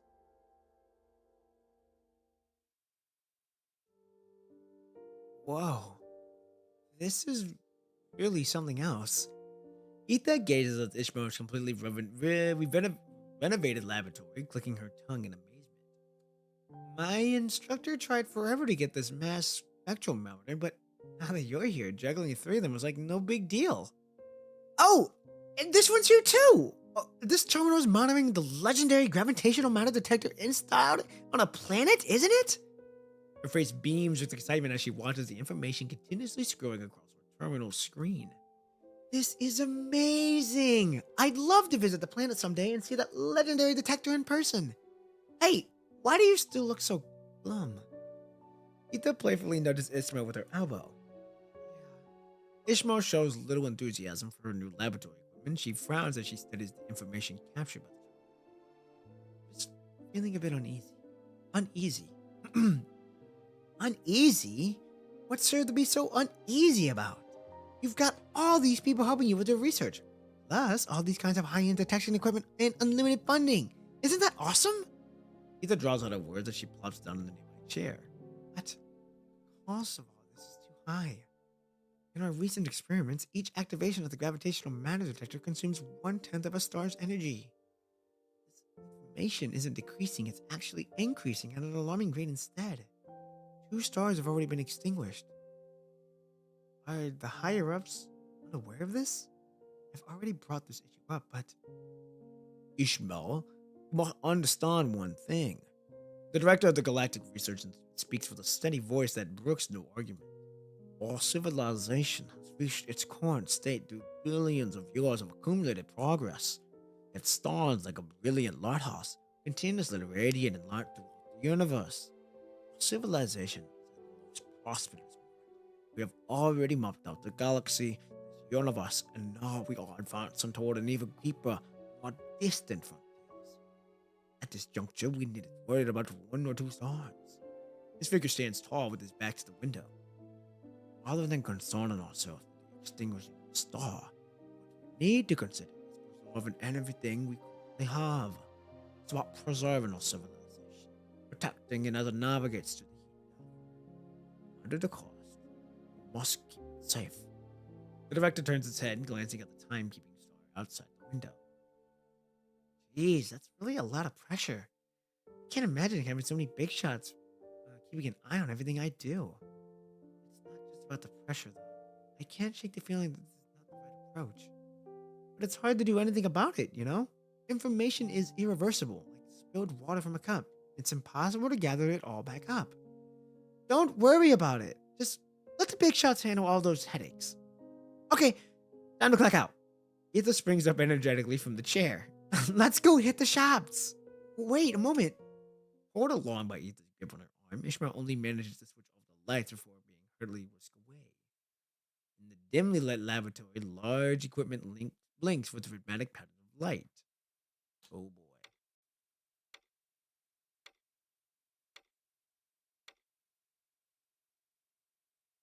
Do not explore. Interesting. Throughout this enormously expensive experiment, stars across the universe continue to extinguish one by one. The Galactic Research Institute seems entirely unfazed by the escalating cost. When one galaxy extinguishes, there's always another. The universe is vast and infinite, they wouldn't trouble themselves over such concerns.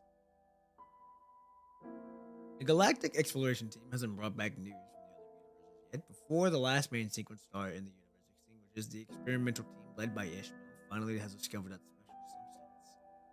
It is a coincidence that seemed destined to happen.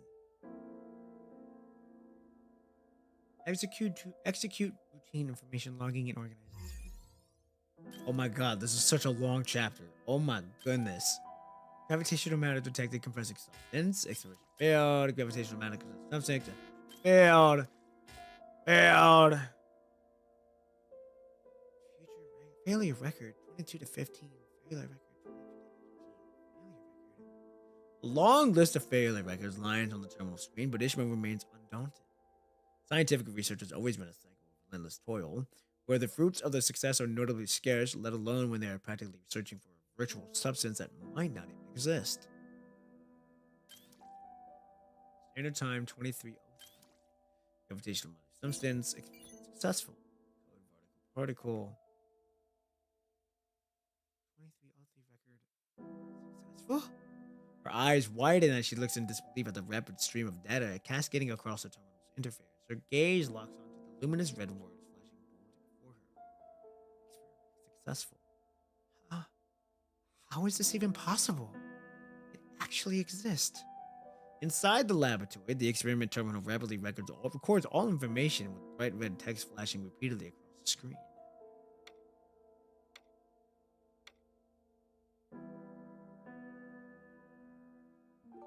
Oh my god, now that that's over, I gotta use the restroom. Jesus. Ah, these chapters are gonna be so long. I hope they move quickly. Alright, here we go. I'll be back. Make sure you all get some water, use the restroom, and get some food in you. We shall be back.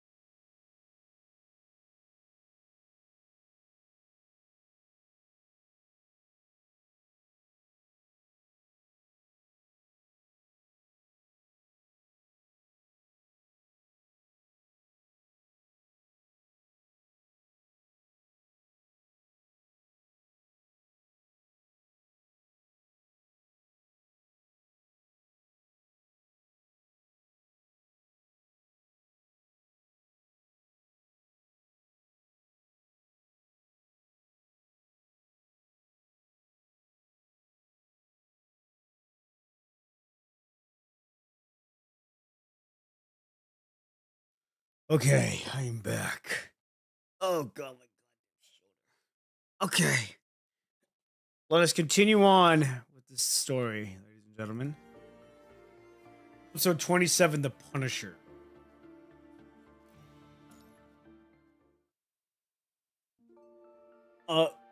News. The Galactic Research Institute has reportedly made a groundbreaking discovery of the code virtual particle substance.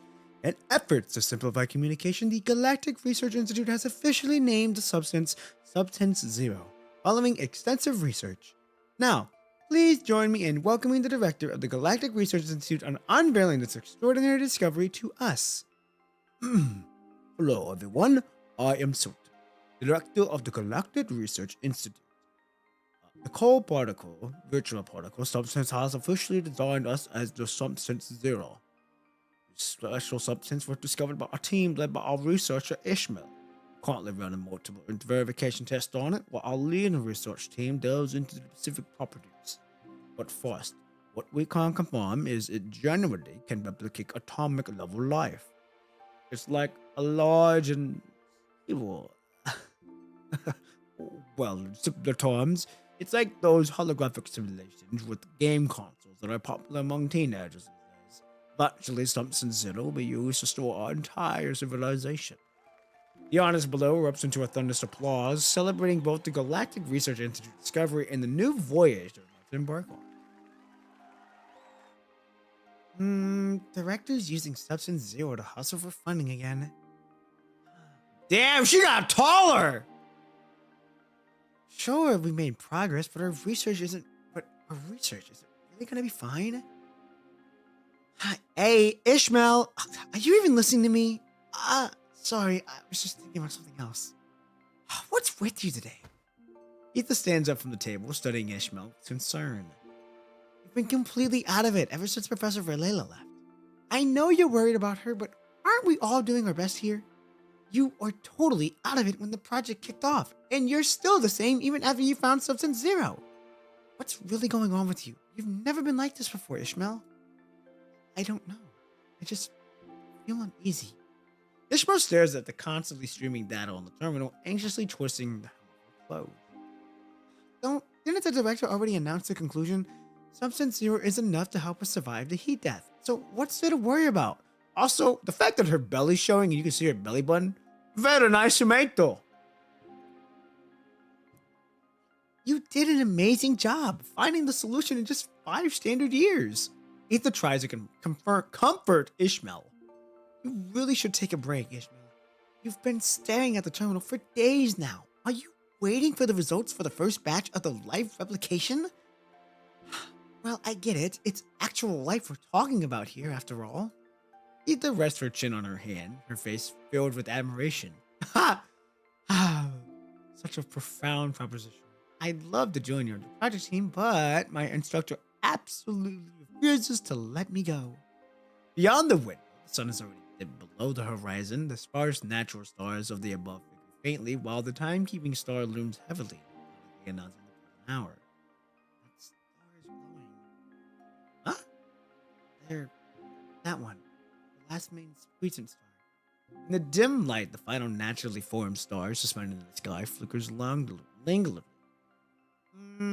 They're probably just using the final bits of energy from the main secret stars to make more asteroids. They've been at it like for this forever. That is the last star. Ishmael lets out a sigh. She has tried to stop the director from continuing the experiments on Substance Zero. She's even attempted to hide its discovery. Really? She even tried to hide it. But the planetary computer has faithfully recorded everything, all with the experimental data being accurately synchronized and reported to the central system of the Institute. When Substance Zero's ability to replicate information was discovered, the director was overwhelmed with joy. He immediately organized press conferences on all scales to announce his monumental news to the entire galaxy. Ladies and gentlemen, this is how the punishing virus, I have a feeling, began. Or the containing metric. Either one of those two fucking was the ones that caused this shit, and we're in this fucking shit show because of fucking greed. Director, I think there's something off with Substance Zero. I've already informed them to process your contribution bonus for the standard year. It's not about my bonus, Director. The characteristics that some zeros are shown are totally chaotic by nature. It's really dangerous. Of course, I know that the chaos is dangerous, Ishmael. The director finally looks up from the complex task on his terminal. But the war needs hope, and our civilization needs to be preserved. Only how far standards you're left, Ishmael. Besides, we've already tested it. It indeed can replicate everything from our civilization. Whether it's inorganic matter or organic matter. Buildings, the planets, and even life itself. It's so far, though, and all the information has been reproduced chaotically. How is chaos not to form an order in itself? Perhaps we haven't discovered its patterns yet. It is, after all, a new form of matter. We need to give it enough time. Alright, I have an interview coming. Hey, who followed? Legit TIK, I think that's the name. Or TJK? Yeah, I think that's the name. Welcome to Ironclad Nebula, a place where we must move forward no matter what, striving for greatness in this cruel world we call home. Welcome. I'm glad to have you here. Very grateful to have you here. You like PGR? This is the place to be. I stream PGR. I make PGR short films. I make shorts on the short films, and I do discussions on PGR. So if you like PGR, this is the place to be. Again, very thankful to have you here. Thank you so much for being here. And yeah, we're gonna get back into the story because we gotta try to get this done tonight. Here we go. How about you come along and provide some commentary? I'd rather not. Thank you, director. In resignation, she gently closed the door from outside. Ever since then, the director has steadily marginalized her, excluding her from Substance Zero's core research circle and restricting her to synchronized experiment data access only. Yeah, I love the lore. The lore here is really good. Lore here is really good, especially with what we're learning right now.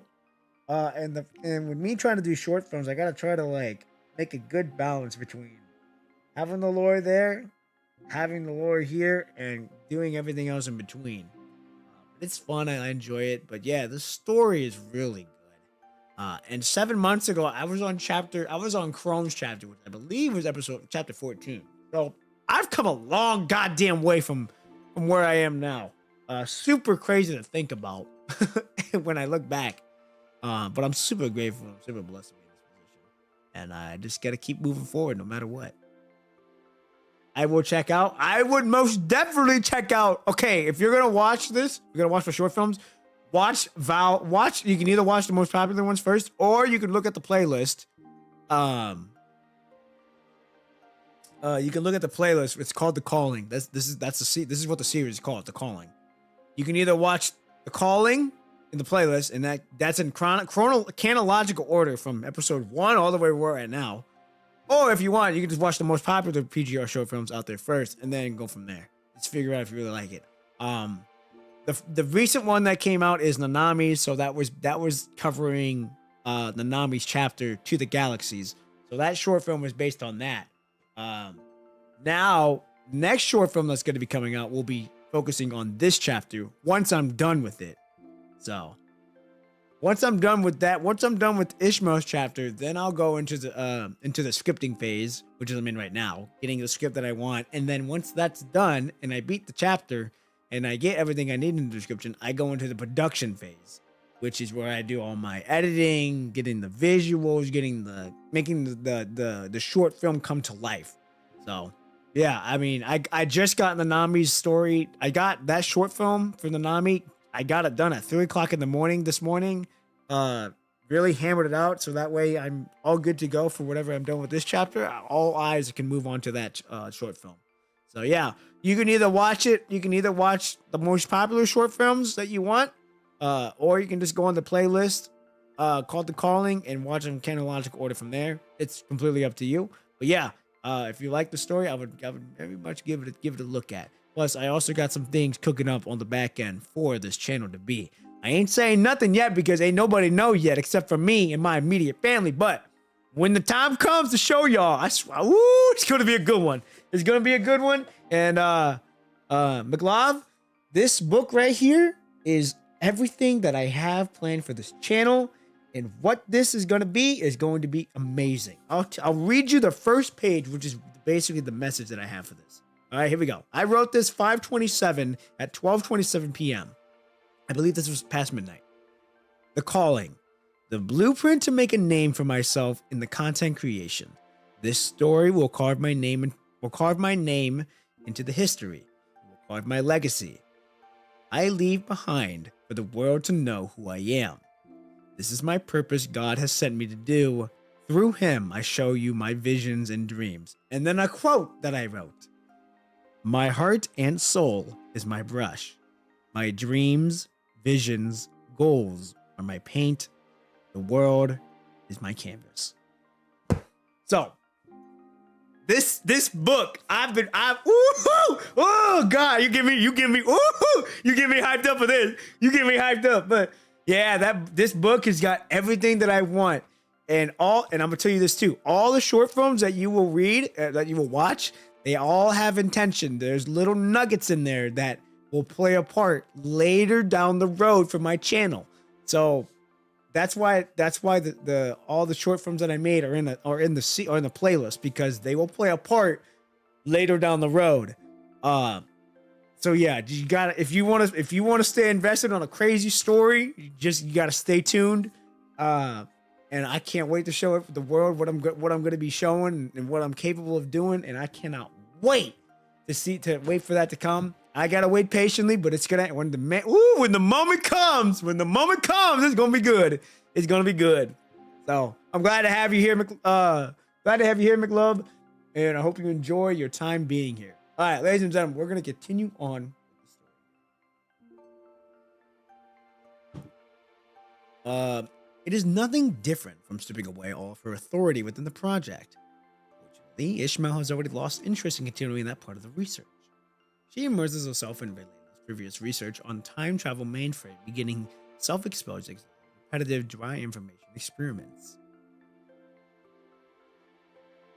Authorization. Oh, also, if you would like to join the Discord too, McLove, you can click on my channel information, or I could just post it like this onto everything else. Copy. You do not have to join. All right, this is just you do not have to join. This is just if you want to be a part of the community of Ironclad Nebula. We welcome everyone with open arms, and we're super friendly. And you can always talk to me outside of the streaming more. I always like talking it up with people in Discord. We always have a good time, and yeah, it's a community that I want to be like, just a fun place for people to enjoy life. Talk whatever they want, and just have fun. So that's basically that's what I'm cultivating building. That's what I'm building with my channel. I'm building the community that I want. I'm continuing to water the plants every single day, water my fruits and my vegetables, which are the goals and dreams, and continuing to build fences, my discipline, so that no critters get in the way, distractions. So it's a place. It's a very fun place if you want to join. So anyhow, ladies and gentlemen, let's continue on. Okay.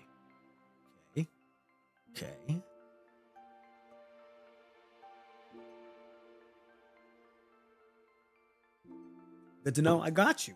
All good. I got you. Regularly pursuing the Substance Zero experiment reports relayed by the terminal. Ishmael watches everything unfold with concern. She has repeatedly calculated the properties of Substance Zero, but has never managed to verify the results. Countdown within the cosmic regression model steadily diminishes despite utilizing the time mainframe multiple times to project subjects into the future that remains unchanged.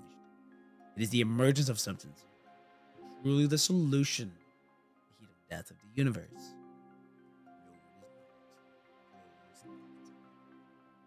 Substance Zero, okay, more tests.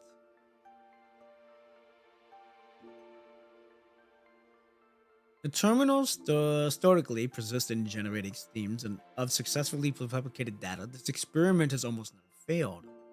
Guided by the leading research team, they continue to delve deeper into the properties of Substance Zero, exploring the capabilities of replication, storage, and manifestation. The first batch of life replicated by Substance Zero has successfully entered its core. Having reappeared from Substance Zero in a mist-like form, these entities demonstrate the ability to engage in regular communication and perform all physiological functions. According to the living beings that have entered Substance Zero, within it they exist as mind rather than body, as consciousness, not flesh. Living beings that have entered Substance. Wait, you've entered it? Okay, that's new. Within it they exist as a mind. Substance Zero can replicate the true essence of life. They will follow Substance Zero into the depths of space, leaving their useless physical shells behind on the planet. After entering Substance Zero, their mind can extend throughout the entire galaxy. They can see all points of light in the universe, having become a new, higher form of life. After repeated verification by the Galactic Research Institute, they have determined that Substance Zero is the solution to surviving the heat death. They believe that this is the sign that they can elevate their civilization to the next level. They have already run out of time. The countdown in the cosmic model shows only a mere 3 standing years remaining. After volunteers entered Substance Zero's without experiencing any rejection phenomena, the galactic government decided to mobilize and encourage living beings to enter Substance Zero on the largest possible scale. Oh boy. Ishmael! Why are you still standing here? Isn't your name on the batch evolution list? Ethan pushes over the door, rushing in while waving 2 application forms. I crossed my name off that list. What? Why would you do that?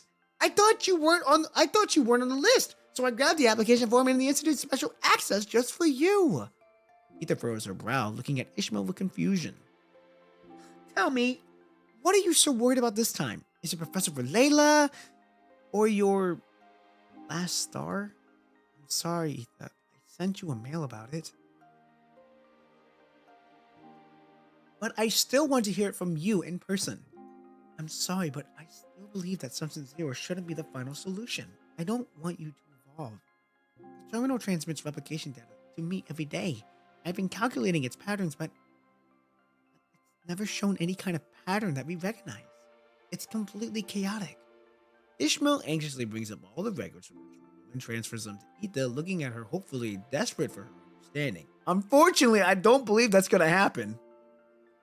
The director did say that they still haven't discovered any patterns in Substance Zero, but the leading research team has already verified that the replicated life exhibits biological characteristics. They just exist in a different form.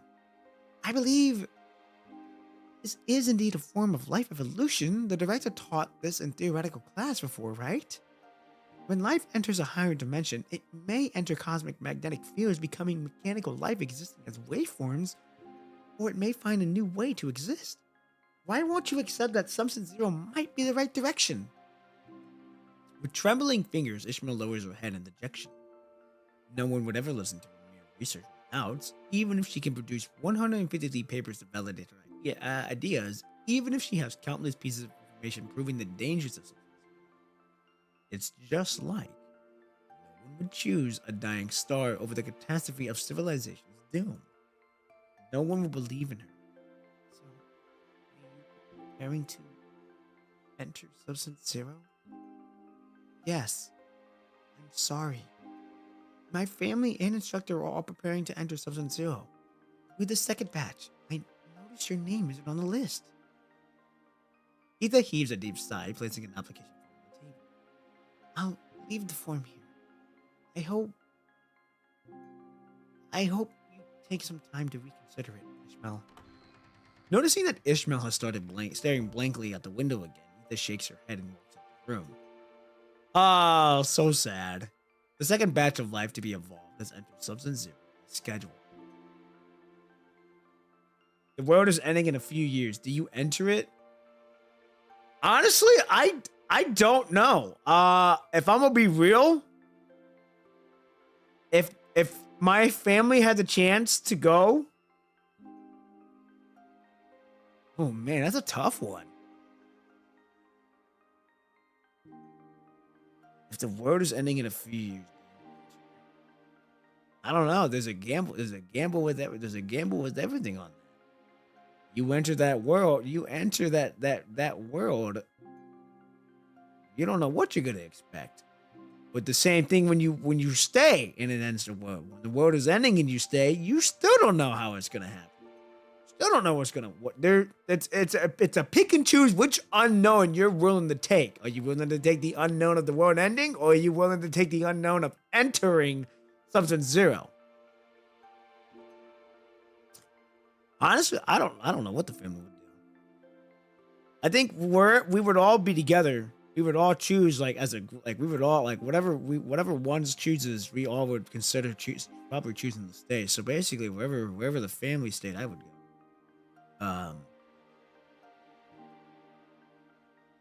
Yeah, it's a tough choice. Tough choice, definitely tough choice. There's honor in staying because it's the place you grew up. It's a place you've known forever. But there's also honor in moving, checking that unknown out. Maybe it works out. Maybe it doesn't. Maybe it's fucking shit hits the fan, and next you know something happens in Substance Zero. So that's a tough question. I would think we would probably stay on Earth and probably just ride out what happens. I have a feeling we might. We probably would. My grandparents, I have no clue what they would choose. They would probably choose Substance Zero, but I think as a whole, I think the family would stay on Earth. But like I said, that's a tough question. I'm not sure. So, it really gets your brain thinking on some shit like that, for real. So it's a tough choice. All right, here we go. After a brief adaptation period, the Galactic Research Institute soon allows others to visit them. Through multiple steps of approval, Ishmael finally secures the opportunity to speak with Etha, who now resides in Substance Zero. Oh, you can speak with them? Okay, that's interesting. Etha? Facing a mass of dense white mist, Ishmael finds herself at a loss for where to begin. Now, is this the fog? The hazy mist outlines a human form, vaguely resembling the familiar Etha she knows. Hello? Since when did you get so formal, Ishmael? Someone might think you barely know each other. The mist gently surged forward as to offer a gentle embrace to Ishmael, only to restrain itself and retreat back into the glass container holding Substance Zero, firmly avoiding even the slightest contact with Ishmael's arms. Is Substance Zero really the right direction? Go ahead and send in your application to join us. I've told you all along that the Substance Zero is definitely the correct evolutionary path. Now that I'm here, I can totally see that this is the most suitable place for life to exist. Do not worry. There is no danger here, no threats, heat death, entropy increase. None of these matter anymore. Not to push you or anything, but you really should join us. This reminds me of the fucking Red Tide. Come on. Once you're here, we can be friends just like before. Huh? She displays a look of confusion, appearing exactly as she did when she still lived outside. May your soul soar with the four-winged mist form silently vanishes. Visitation time is over. Substance Zero has just replicated a large number of living beings and now needs to rest. Oh, the callback? What do you mean the callback? Oh, are you talking about like the projections in the Red Tide? Substance Zero needs rest? Of course. Substance Zero is a new form of model. After it's so much replicates too many organisms into itself, it requires a certain period to recover.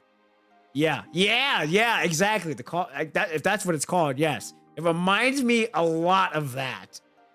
Like, just like, come on, there's nothing here. You'll be free, you'll be good. Like, come on, come join us. It's like, oh yeah, that's some Red Tide type shit. I'm good with that. Miss me with that shit. The guard researcher explains in a manner. Ishmael furrows her brow and quickly departs from this unsettling place. Also, ladies and gentlemen, you gotta go with your gut sometimes too. If it feels too good to be true, give it a step back and look. And if your gut feels like it's not doing anything, you really got to consider that too. The countdown of the cosmic module continues. Meanwhile, the immigration into the substance organized by the galactic government proceeds in an orderly fashion. When the first batch of experiments to the second batch of the scientific research. After it's confirmed that some researchers could maintain mental clarity and continue their form of research and communications even within substance zero, the third batch follows. And the fourth. Okay, so basically the reason why she's the only one alone, or why she's alone now, is because everyone damn near went into substance zero. And so she's all alone. Nearly 1/5 of all life in the galaxy has already entered substance zero. Ishmael. After a gentle knock on the door, TAT-3 class enters Ishmael's office. Jesus, I'll tell you what, ladies and gentlemen, this is a fucking long ass chat. These are some long ass episodes. Oh my goodness. Are you calculating the patterns of substance zero? I'm sorry. I just can't figure it out. The floor is littered with crumpled baths, evidence of the fierce battle that took place here. Ishmael sits dazed at the center, staring vacantly at the final sheet of paper. On the paper lies just a distorted sequence of numbers. Substance zero is an absolutely distorted substance? I've run calculations on the preliminary computer numerous times, but obtained no results. Evolution continues nonetheless, doesn't it? To one side, the terminal model of substance zero continues to endlessly print line after line of data as ordered living beings continuously enter the disordered cycle. I don't approve of their reckless life application into the unknown substance, but unfortunately, she gently runs her hand over the time mainframe beside her, suddenly changing the subject. Still nothing from Rulela? No. I think your mic is cutting out. Oh, hey, go figure. My fucking mic was blaring on my side. That's my fault. Yeah. No, okay, yeah, there we go. Okay. My fault. I didn't realize that it was cutting out like that. Is that better?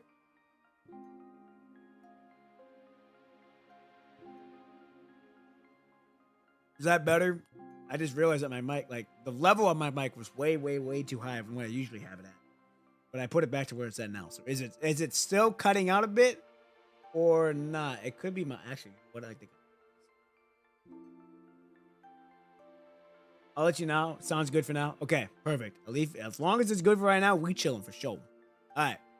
Thank you, Patrick, for always looking out. Always looking out and making sure my audio good, because y'all know me. I'll make sure the audio is good, so that way y'all get the experience. Oh, God. Okay. I always keep the mainframe online, but I haven't received any location signal from the professor's terminal. It's as if she never existed at all. She has examined countless time marks since then, sifting through integrate overlapping information, but has never found any data transfer from one person she wants to hear from. You planning to enter substance zero too? Not yet. I've come to find you because the leading research team has discovered some new problems. Substance zero has begun extending beyond its containment. Well, what did we expect? At first, only a small patch of white mist extended from the store zero. The leading research team immediately conducted extensive tests and ultimately determining it to be excess matter protruding from a minute section of substance zero. They even became static. It's still cutting out a bit when your voice gets low. Okay, hold on. Excellent.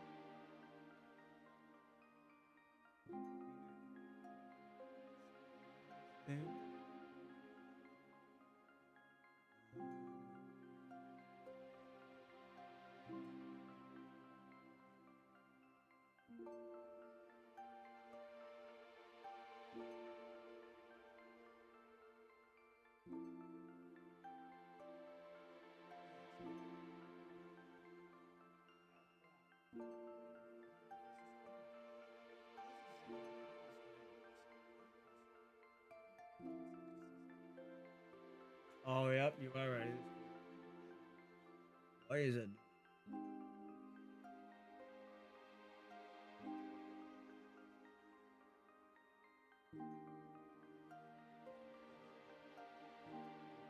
Oh, you know, you can.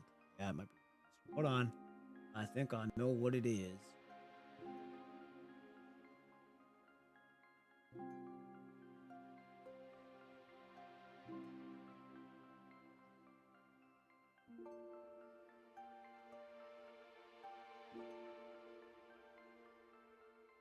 Okay. Hold on. I'm experiencing here. I'm experimenting right now. Is that better?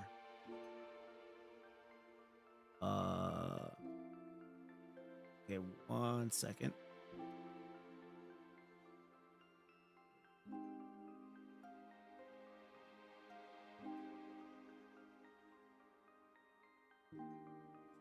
There. And go. Sure, no, it's not my threshold. It has to be my compressor. It's either my compressor or it's my. Can't be my.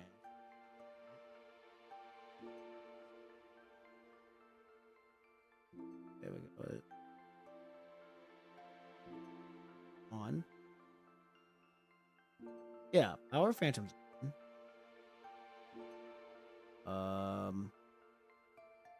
What I needed. Presets are still there. Yep, presets are still there. We this. Okay, I'm gonna talk low. Let me know if it still cuts out, because then I'm gonna cut. I'm gonna do. I think I know what it is if it does it again. I'm gonna read this line. Let me know if it still cuts.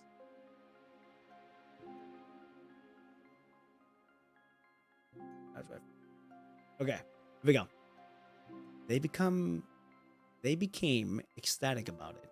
As Substance Zero, which has always been incapable of self-replication or expansion, finally showed a sign of growth.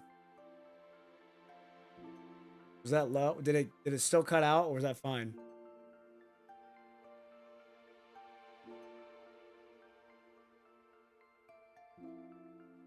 I'll rewatch.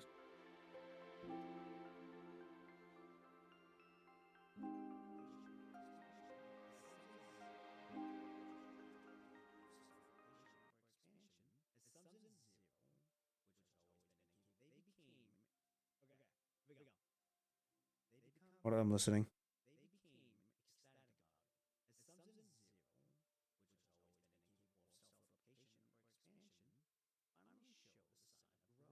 Okay, sounds good. Yeah, okay. I like where it's at now. I think we got it. I think I got it where I want now.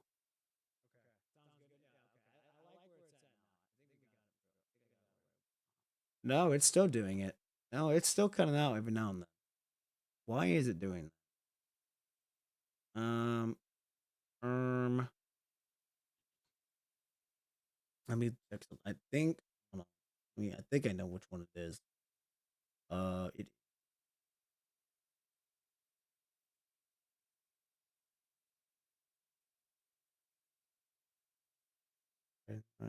Yeah, yep. Okay, I know which one it is. That's what I thought it was.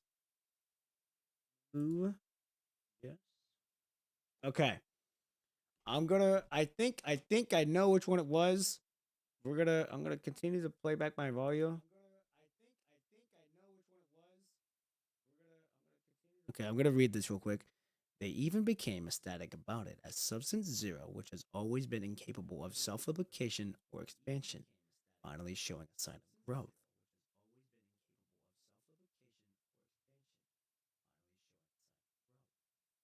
It's still doing it.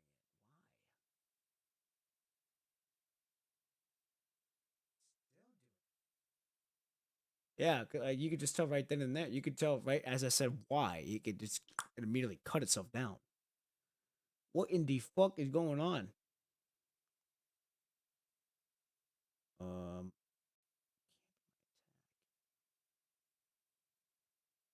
yeah, it cut out a little on the. It cut a little bit at the end, and that was it. So we're gonna do this again. We're gonna do this. So that we're gonna do this. We're gonna remove. Boom. We'll keep the limiter. We'll keep the 3-band. We'll keep the gain. I'm gonna read this one more time, and I'm gonna see if it ends up cutting itself out again. They became ecstatic about it as Substance Zero, which has always been incapable of self-replication or expansion, finally showing a sign of growth.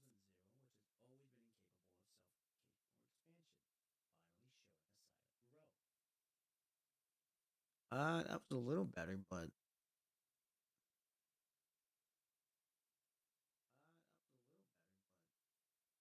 Okay, hold on. Come out here. Let me see if it does anything.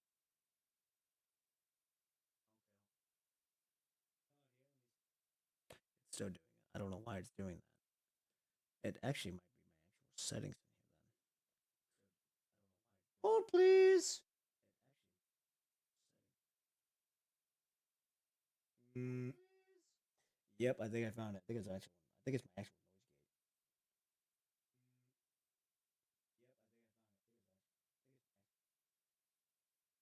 gate. Okay, is that better? I do want to say that is better.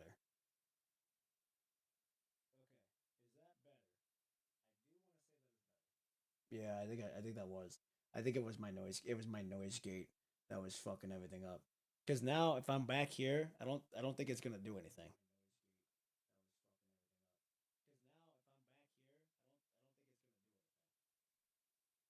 Yeah, I'll give it another line. Okay. But Substance Zero is chaotic.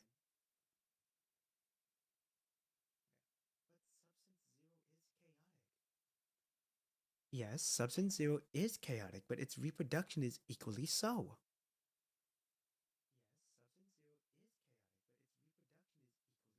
Okay, yeah, it was my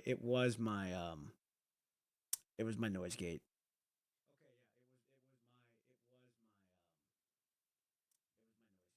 Okay, so we're gonna put my compressor back on. We're gonna make sure that it's not gonna fuck up here. Ratio would be 2 to 1.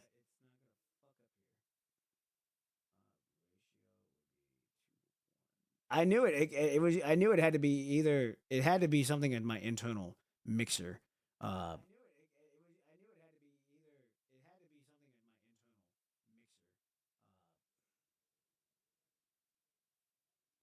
and I'm sorry that you can hear the echo. Hold on, I'll make myself say you don't have to hear that echo again. I need you to be at like 4. Hold on, I'm fixing everything back up to where it was. We'll go. I need you to be at 4. Actually, we'll do this.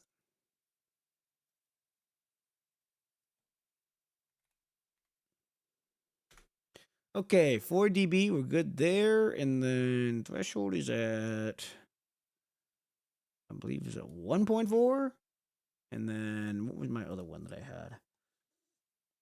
Limiter was still there. Noise gate was. Live video production is hard. It is. It is very hard to try to get it knocked down. But the good thing is that once I do actually get it set in stone, it's like I don't need to mess with it anymore. And this is why I'm so invested in the audio part of my content creation because, and you all know this, I talk about it all the time. You can have bad visuals and people will forgive it on that. But if you have bad audio, they're not gonna forgive you on that. It's gonna be fucking ass. Okay, so I am peaking a little bit. I do need to get that back to where I was at on that. So, okay, what was it? It was compressor expand. Was it my expander? Yes, I believe it was my expander. Yep, it was my expander. Okay.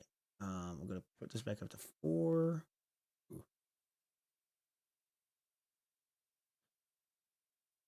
And then yes, nope, that's not what I wanted. That's 2. It does make for funny clips. That is very true. It does make for funny clips. Especially when I'm live streaming. But when it comes to short films and it's doing that goofy shit, I can't be having that. Okay. All right, ladies and gentlemen, I'm going to scream and yell so that way I can see if if it's hitting where I need it to be in the mic. So I'm going to scream in 3, 2, 1. Yes! Substance! Okay, we're good. I got it where I want it. Perfect. Don't worry. I just needed to see where where it was hitting when I was yelling, and it's hitting right where it was. So do not worry. I didn't there wasn't like an actual like that, like you actually see my pure reaction. This was more of like if I'm like talking regularly, but then something happens that gets me hyped up. I got it to where it's going, and they're going good. So now it's gonna be very nice. So it's where I want it at, and it's not gonna peak, and it's not gonna do some goofy shit either. So I got it to where I want it. I need to save this preset actually. Add the make sure that this is saved So that way I can move. That way I know moving forward. DS is fine. Noise gate's fine. Okay. Cool. Okay, ladies and gentlemen, now that that's out of the way, thank you again, everyone, for helping me out with this. I'm glad that we got it out of the way. Now we can come back and do our regularly scheduled program, and it should not have to. It should not fuck with the low shit now. So, okay. Was Demon Slayer movie good? I personally enjoyed it. They fucking dragged it out a long ways though, because they like had 3 backstories in one movie. Pretty fucking insane, but other than that, it was pretty good. It was pretty good, not gonna lie. Okay, now let me know if it does end up cutting out again on the low ends, and I'll fix it because now I know what I need to fix. So, all right, here we go. The once mild Substance Zero begins reproducing chaotically, growing with fanatical intensity. From the national glass pearl dish to an entire room, then to the corner of the research institute. Like a giant beast finally bearing its fangs, Substance Zero recklessly devours everything like in its path. Chaotic growth, its Substance Zero has developed corrosive task. As long as it makes contact with even small part of any living organism, no matter what, it will instantly engulf it. This shouldn't be happening. Substance Zero is supposed to be a stairway to evolution. Someone! Hurry! Hurry! But pull them out! Pull them out! Chaotic development, chaotic traits, and it's evolving itself. Wait. The terminal that continuously monitors Substance Zero's replication process slowly spits out new data. Aw, shit. Alright, this is where shit goes south. Substance Bird Blank is successful. It is creating new life. The galactic government has arrested the director of the Galactic Research Institute, who is still persistent on advocating for Substance Zero, urgently appointing TA-23 class as a new director for the institute to focus entirely on resolving the Substance Zero crisis. But everyone is at a complete loss when facing a substance whose development trajectories are almost entirely unknown. Those successful replicated living beings have never appeared in Substance Zero's midst again. They seem to have fallen dormant inside Substance Zero, their biological signals no longer detectable.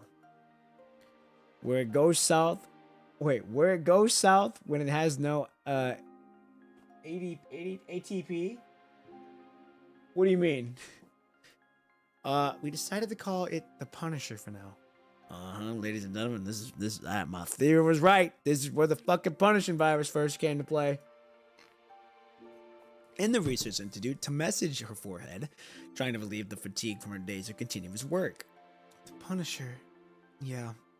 It appears as like a punishment for our civilization, don't you think? We thought we were climbing stairs to the next level, but all we found is a complete devastation. Man, I shit you not, we about to be losing our shit whenever we fucking find this shit out.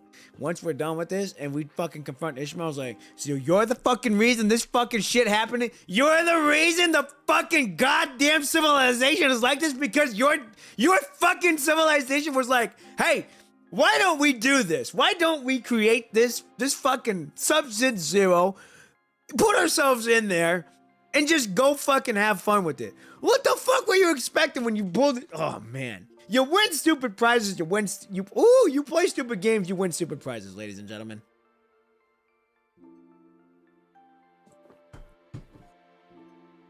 Oh, when is it not at this point? Now I see what you mean. Now I see the abbreviation points. Yeah, when is it not? Anytime something is too good to be true, ladies and gentlemen, that's a good sign. Like, that could go south.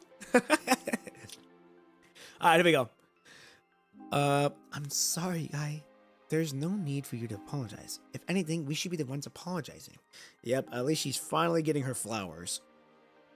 You kept warning us back then, but even I didn't take your words seriously. Ta lets out a heavy sigh. The heat death has never come. Substance Zero has indeed successfully prevented its arrival.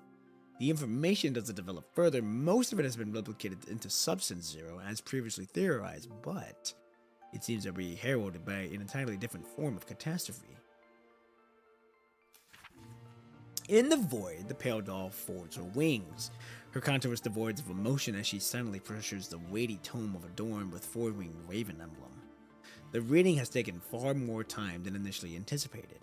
The pink-haired woman silently appears beside Chaos, who is mechanically turning the pages. Her expression holds an indescribable mixture of emotions. Instead of erupting and infuriating having her civilization peeped, she simply remains quietly by Chaos's side. Really? Why would she be in fury though? That's interesting. Substance Zero is just another form of the punishing virus, isn't it? Chaos breaks the deathly silence. Yes. Wait, hold on. It's another form? I thought it was. I thought it was the pure form. In the civilization of the four-winged white raven, it was named Substance Zero is just another form of the punishing virus.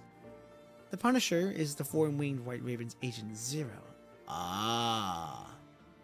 Even a civilization as prosperous as the four-winged white raven would also be subjected to the filtering? It's like someone going through your diary.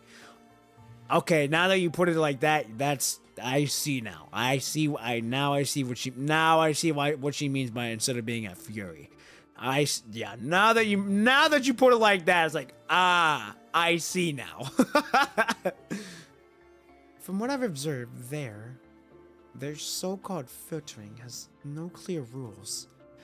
A flicker of confusion shows the translucent white pupils only to quickly vanish. The will of the world cannot be defied. Even something as magnificent as the four-winged white raven will ultimately succumb to heat death. Even if you could absorb all the information within the Hedor Tower, even if you could push back the time and point to before its arrival, human civilization might simply be ended even sooner. The universe will ultimately succumb to heat death, even stars will eventually die out. Everything will return to dust. Regardless of the struggle, their ending remains all the same. Then what are you doing now? How did you manage to survive? According to the traits of Substance Zero, or rather, the punishing virus on Earth, everything will be swept away by the red tide. Everything is bound to be devoured by the white mist. Ishmael should have been buried within the white mist like Substance Zero and carried beyond the gate. But how did she survive? And why did she choose to use Substance Zero to preserve the entire civilization within the stellar ring? The pink-haired woman lets out a gentle sigh. Such a strong thirst for knowledge. I suppose there's no harm in telling you about the things that are already history. She gently waves her hand at the heavy tome. The pages rustle as they turn to a section far ahead of the book. On the withered pages of the tome, light gray text mingles with red blood stains. Oh boy.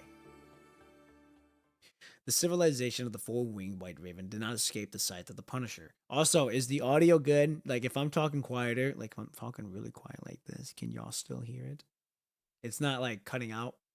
Like, it's not cutting out if I'm talking like this. Yes, we can. Perfecto! We did it! Sounds great. Okay, cool. All right. Well, ladies and gentlemen, I'm going to put y'all some game here. If y'all shit is like this and y'all hear it be down low, it might be your noise gate. It might be your noise gate because noise gates gets rid of the quieter sound. So if I'm like whispering and shit, it'll cut that out. So, hey, you learn something new every day. And this is a refresher for me too. I should know this, but yet here we are. Hey, gotta be humbled to know, like, I gotta be able to learn this stuff more again. I gotta go continue to learn this stuff. So it's a great lesson for me to learn. I thank the man upstairs for allowing me to have this wisdom to continue to move forward and to learn from my mistakes. So again, thank you all so much for helping with that audio. Let's continue on here. During one operation to dispel the white mist of Substance Zero, the mist took on a tangible form, and that will, born from Substance Zero, brandished its slaughter blade. It has been recklessly harvesting everything that belongs to the civilization, declaring that the end of the universe is far beyond mere heat death, at least so for the four-winged white raven. Okay, hold on. The civilization form did not escape the sight of the Punisher. Okay, did not escape the sight. Okay, so which is Ishmael. So Ishmael did not escape the sight of the Punisher. During one operation to dispel the white mist of Substance Zero, it took the mist to the tangible form of that will, born from Substance Zero, branded slaughter blade. It's been rigorously harvesting everything it belongs to civilization, including the end of the universe. Okay.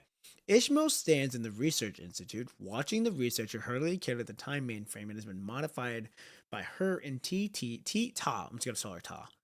We're just gonna call her Ta. Time to give it a new name. The Rayliala time machine? That's not very funny, Ta. Raylia would always worry about you. though you were too wicked for someone so young. Ta signs and turns her head to look at the machine again. I like how they are finally using Ta too. They call it the Temporal Plane Disruption and Spatial Positioning Restoration Terminal. That's too long. Come on, it can still be simplified. The terminal can still be called Travel Terminal, and the mainframe is still the Time Mainframe. Well, let's just go with that for now. I'll check on the first batch of the Pioneer applications. You keep an eye on the movement of Substance Zero. The Institute needs a code name to refer to. Ta's silhouette pauses momentarily before continuing to walk away. Her voice echoes from afar. Let's call it Shrike. The Shrike Research Institute. The Shrike Research Institute? That's a fucking unknown name like that. Having exhausted all available weapons and strategies to no avail against Substance Zero, the remaining survivors have gathered under Ta's leadership to use the Time Mainframe to return to the past, intending to alter the course of events. The Time Mainframe has hastily modified. Equipped with travel terminals, the first Pioneer team embarks on their journey through time. They call the time when Substance Zero appeared as the Genesis Year, to mark the time when the four-winged White Raven civilized falls onto Doom as the Terminus Year. Disregarding their own safety, they travel back in time again and again to alter history, hoping to save their civilization. But no one has succeeded. The emergence of Substance Zero and the Punisher seems inevitable. Their war only serves to taint the white mist, shrouding the Punisher with a hue of blood. The four-winged White Raven is destined to meet its end here. Ta, I've received message from 253. Any updates? 253 died 1 standard year ago. May his soul soar with the four-winged White Raven. 254 and 255 have already set off. I'll also be departing in 3 standard days. If all goes well, I should return in about 7 standard days. Okay. Watching as Pioneer 256 walks away, Ishmael lowers her gaze. Another Pioneer member gone? Yes, it's 253. His name was Lel Tuhithi, an immigrant from planet Bola. He had a lover who was Pioneer 142. Ah, hold on. We read about this, or we knew about this. This is already the 253rd Pioneer, and there aren't many time travelers left who can still carry out missions. Shrikes are a family of songbirds known as butcherbirds. Butcherbirds? Wow, that's a crazy name! They hunt like raptors but lack powerful talons, instead impaling their prey on thorns and barbed wire to hold it while they tear it apart. Oh wow, that's fucking crazy. Hold on, I need to look these up. What are these? Butcherbirds? Butcherbirds.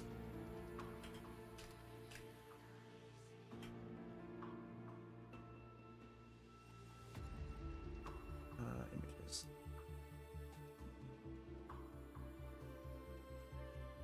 Holy shit, you weren't kidding. They fucking impale it into a into a tree or a branch, and the next thing you know, they just fucking go to town. That's so crazy. What? The Butcher Bird. That's a crazy name. The Butcher Bird. Yeah, that's crazy. Oh yeah, I've heard about it. It goes to show how metal nature can be. Yeah, a bit of foreshadowing here, maybe. What the fuck, LOL. Maybe, I guess, but that's crazy. Mother Nature knows no bound. There's also cowbirds, which are a special type of bird where the mother evades child support by giving her eggs to some other birds. Cowbirds? Cowbirds. Let me look that up. Cowbirds.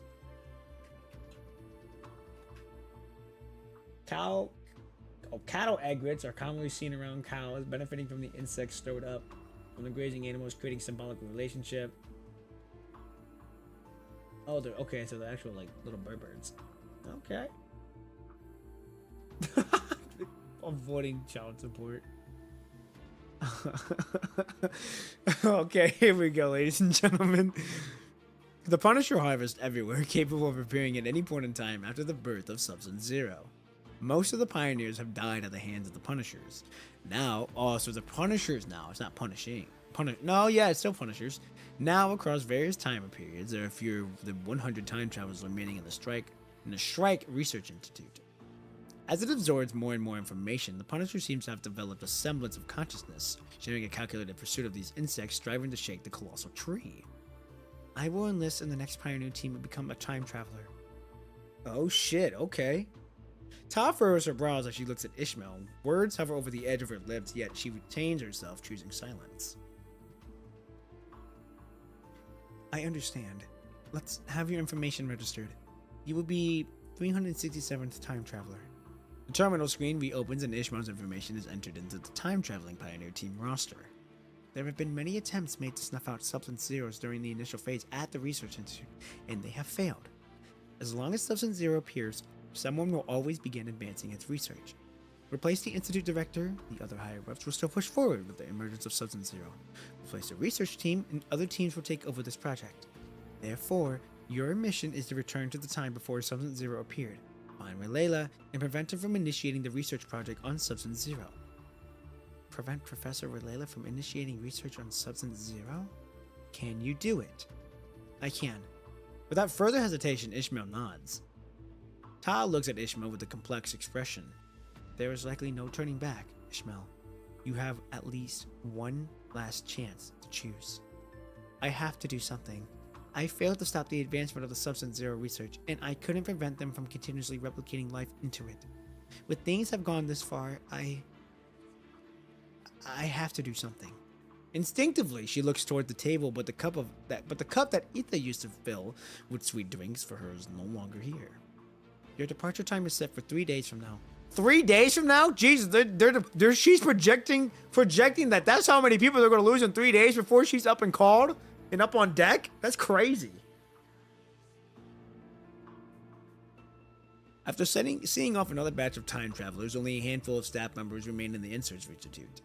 Ta stands by the time mainframe, personally helping Ishmael adjust the target coordinates. Are you ready? Yeah. The pink-haired girl calmly adjusts the time travel terminal. May the four-winged white raven guide you back safely. The time mainframe activates and a ghostly blue light envelops Ishmael's body like a liquid. Her vision sinks into the vast emptiness and something seems to press against her chest, pushing her backward. A wave of dizziness and unease courses through her nerve system. Instinctively, Ishmael takes a hold of the terminal she's carrying, but in the next second, her eyes widen in terror. Gradually, one after another, carved markings start materializing along the flank of her terminal. Ishmeri. Failure cannot be avoided. Professor! Relayla? Relayla! In the boundless space-time, she catches a glimpse of her professor's silhouette, yet she also sees nothing at all. Suddenly, she realizes it. Understands it all.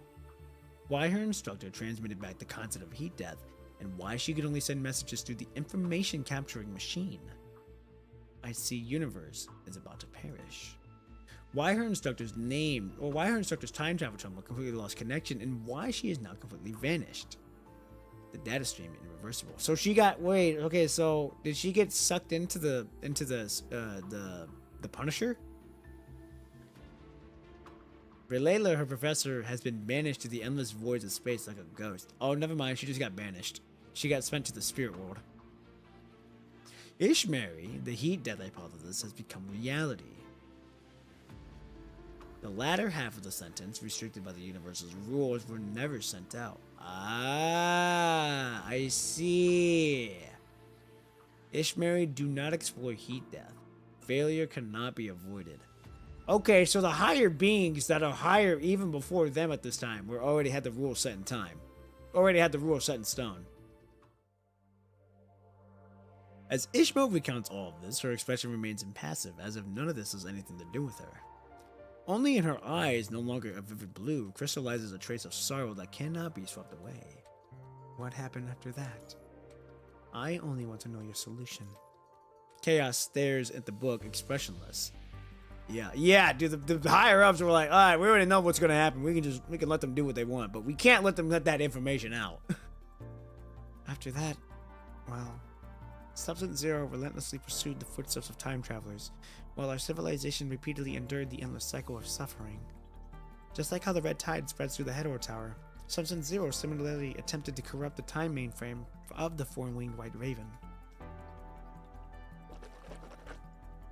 After it mastered this rule, countless time travelers were hunted down from every temporal crevice, like helpless rats caught by a cat. After that, a girl named Ishmael survived within this nightmarish closed loop for an unknown duration. She experienced thousands upon thousands of cycles breaking free from countless cages. So you're telling me that she fucking had to run from this fucking damn thing for a long, long time before she was like, holy shit, I survived. Just for the punishing virus to be like, hey, I'm here, hello. Finally, before Substance Zero can devour everything, she at last blank and obtained Substance Zero's authority. Whoa, hold on now. As you have seen, I placed my civilization in the subspace, the world beyond that gate, allowing them to survive just as they did before. While I, with the help of Substance Zero's traits, became a gatekeeper chosen by the will. That's all I can tell you for now. That's all you can tell me for now? Ishmael smiles enigmatically, speaking with deliberate ambiguity. So, the punishing virus was created by the four-winged white raven. No, this is kind of substance, isn't something that can be created by anyone. Whether it's chaos contamination, punishing virus, or heat death, these appear to be merely tools of the cosmic will, methods they use to recycle or filter. That's the other thing that I forget that's the other thing that I keep forgetting is that the people that are higher up are like, okay, White Ring Grey Raven, you get the heat death. This world is gonna get chaos contamination, and this world is gonna get punishing virus. And they're like, they all do the same damn thing, and they're gonna recycle and filter whatever we don't need, which is fucking insane. If no one can survive these calamities, they can progress further, getting closer to them and gaining more knowledge. But if not, then one cannot obtain the ticket to advance into Stellar C. I've told you everything I can, Puffin P.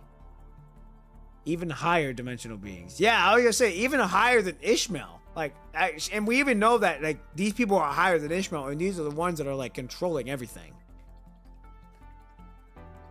Something tells me that that idea is gonna pop up in Wuhua someday. I would not be surprised if it's not. I would not be surprised if that's the case. She smiles, gazing at the pale doll.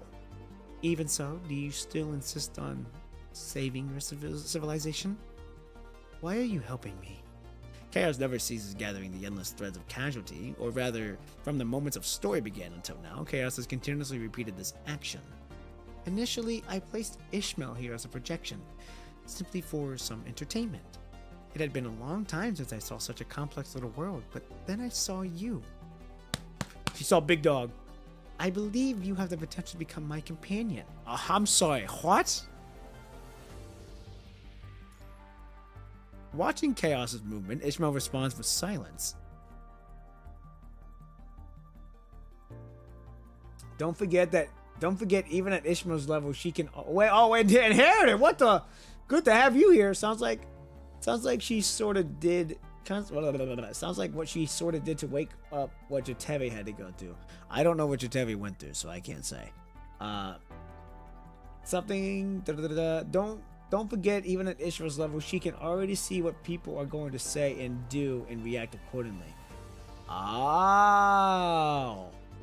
Really? Oh, yeah, because she has the higher being power. That's right. So she has that. Yeah, so since she has the power of a higher being, she can easily she can respond accordingly to whatever the action may be and all that. That's fucking crazy. My headcanon is that we're 4D beings, Ishmael is a 5D, and they're a 60 or higher. What is the 4D? 4D higher being. That's intriguing to me really quick. 4D higher being.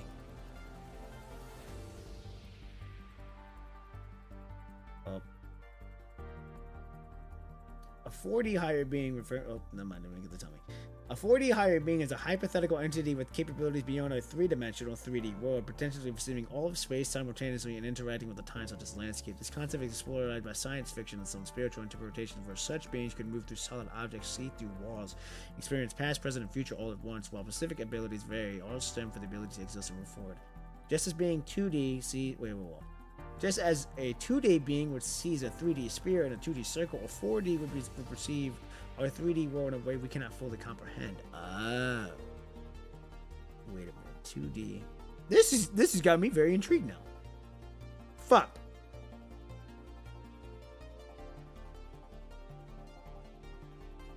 2D higher being.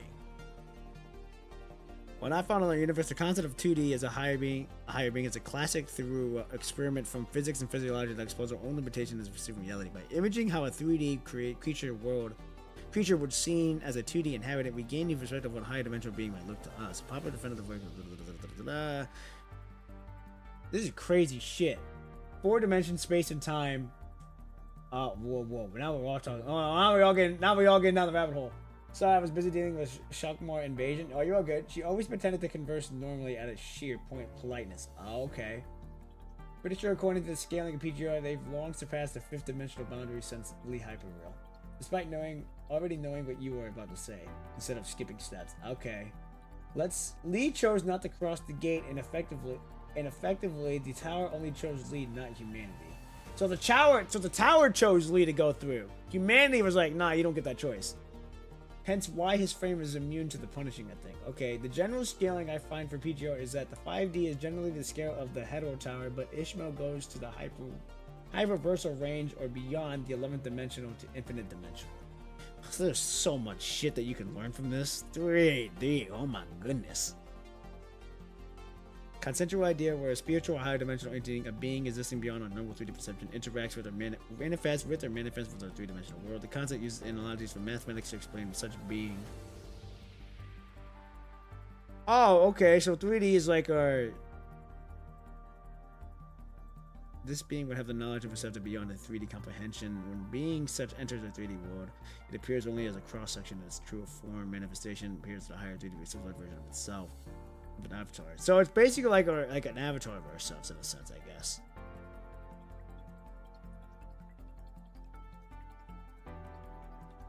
Fuck. 2D higher being. This has got me so intrigued. It's crazy.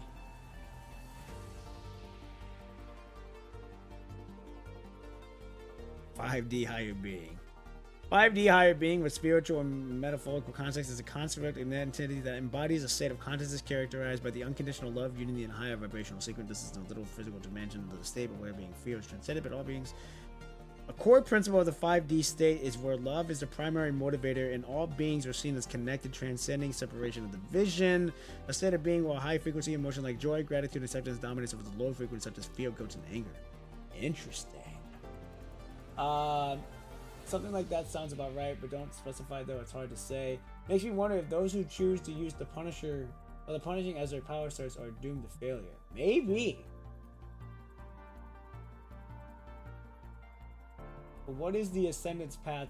Wait. But what is the Ascendant's path is basically like a trap answer. You know the one who you think is correct, but in test, but it's actually wrong. True. Yeah. 11th higher being. Can refer to an entity existing in the context of M theory, a framework and position that 11 divisions. Wow, this goes that far fucking deep. In the M theory, the dimensions are not separate places, but rather additional degrees of freedom. The being existing in 11 dimensions would have more freedom and extension, greater capacity to interact with reality. Gods are alleged being. Some interpreters suggest that God or Supreme Being could understand the existing of the 11th dimension, which is the ultimate expression of these degrees of freedom in this theory.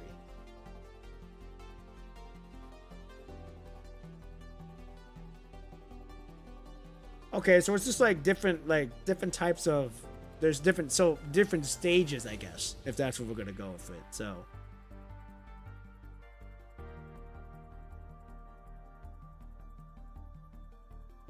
infinite higher being refers to a deity or an entity with boundless, limited attributes that transcend the construct of human existence, such as time, space, and comprehension. The concept is the cornerstone of many religions and philosophies used to describe ultimate source of reality. Absolute perfection. The being possesses all quantities such as love, greed, grace, and power for the highest possible degree, if lacking nothing. For example, the medieval describe God as an infinite being because of the single concept contains all of it. Okay. Huh! Damn, that's some crazy. You can go down that rabbit hole. And you can get stuck in that rabbit hole. That's fucking insane. Okay. Whew. That's crazy. Alright, ladies and gentlemen, let's continue on with this shit. Otherwise, we're gonna be here for a minute.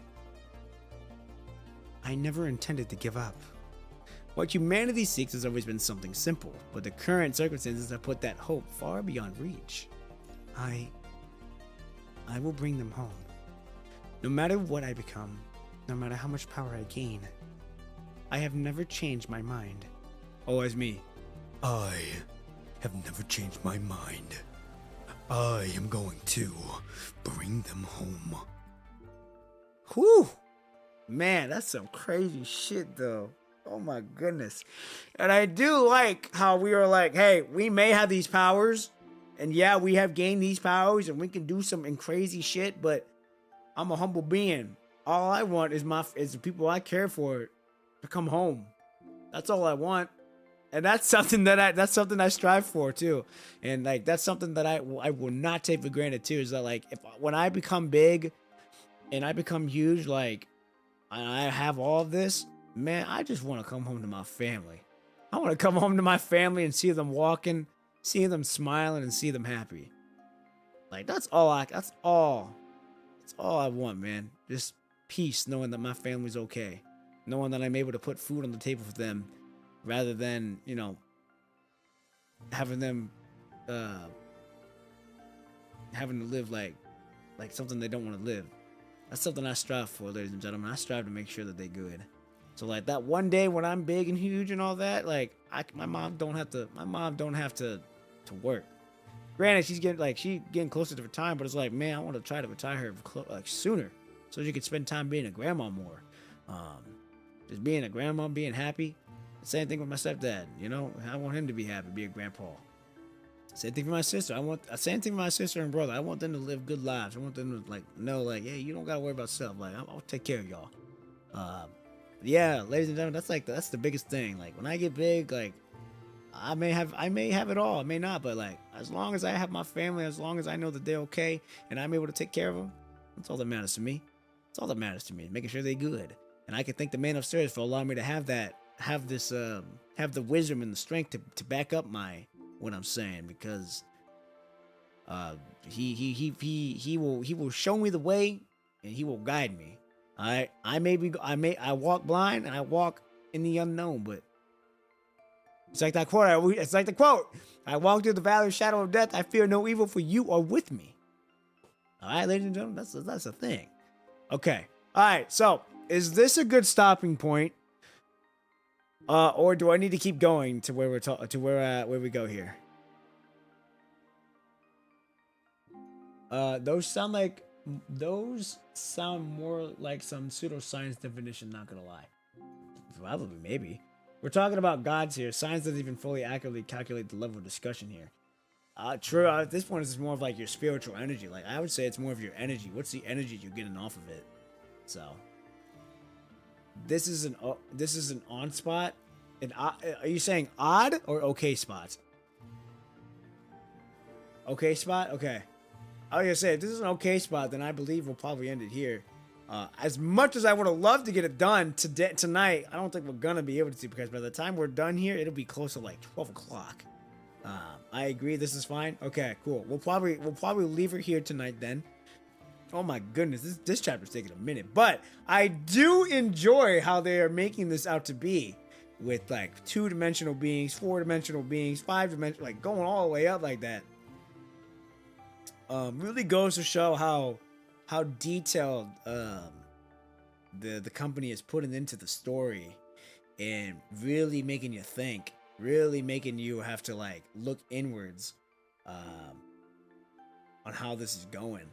And I really enjoy this. So I really enjoy how it makes you think. And I do enjoy the fact that they are talking about spiritual energy here too. It's really interesting. So yeah, I really like that. This is such a good chapter. I think by far, so far, this chapter rivals Lucia's chapter. So far, out of all these chapters right now, like for number one, it's between Shape of Ripples and Wizard of Shine. These two are really neck and neck right now. To the Galaxy it's good. I enjoyed that. Teddy's is unfortunately going to be on the very bottom, but it was the catalyst to get everything up to where we are now. So yeah, right. Those are my rankings at the moment for this arc. But yeah, really enjoying it all. Really enjoying the journey. Just taking it one day at a time. And yeah, this is a lot of fun. A lot of fun. I'm enjoying doing this and just having fun with it, ladies and gentlemen. So yeah, all right. Ladies and gentlemen, that is going to do it for tonight. We made some really good headway. I believe we're almost done. We're like 80%. Yeah, we're 82%. So we should be able to get it done. We should be able to get it done next stream. Now, next stream, if we get it done. So let's say we start at 7 and we get it done by 8:30, 9 o'clock. If we get it done by then I'm just gonna do her character affection story, because I think that also I could do that because I want to know more about the affection story. On top of that, gonna be very interesting on how it's gonna go. Also, I joined your guild earlier. Very nice guild lobby you have. Thank you. It's spicy, and Ryu and V. I get to see if she's still on there, but I've really tried our best to make sure it's a really fun experience for the guild and for the Discord on top of that, because it's something that I take pride in knowing. Like, I take pride in making sure it's a good experience for everyone in there. So I'm glad to have you. Glad to have you here. Glad to have you aboard of Ironclad Nebula for both the Discord and for the actual guild, and it's a lot of fun. And so yeah, and right now we're actually, I'm looking at this right now. We're actually doing a cleanup right now for making more room for people to join the guild. And yeah, like I said, it's gonna be a great spot. Event, like the original goal for the guild before I turned it into what it is now, was to make it into the top 100. That was always my goal. My goal for a guild, to make it the top 100. But now it's like, you know what? We still gonna. That's still the goal, but I'm in no rush either. I'm not gonna force anyone to try to be like, yeah, we gotta do that. You're gonna. I get to do on top of that. So yeah, Thursday, remember, Thursday night, 7 p.m., we will be attempting to finish Wizards of Shine. If we don't get it done, fuck, we're gonna have to get it done Saturday. But I'm gonna try to get it done Thursday. That way, Saturday stream can just be it'll be probably Affection Story and starting Floating Records until I get my short films caught up. Once my short films are caught up to the main story, and I get another short film out, we immediately start the next arc.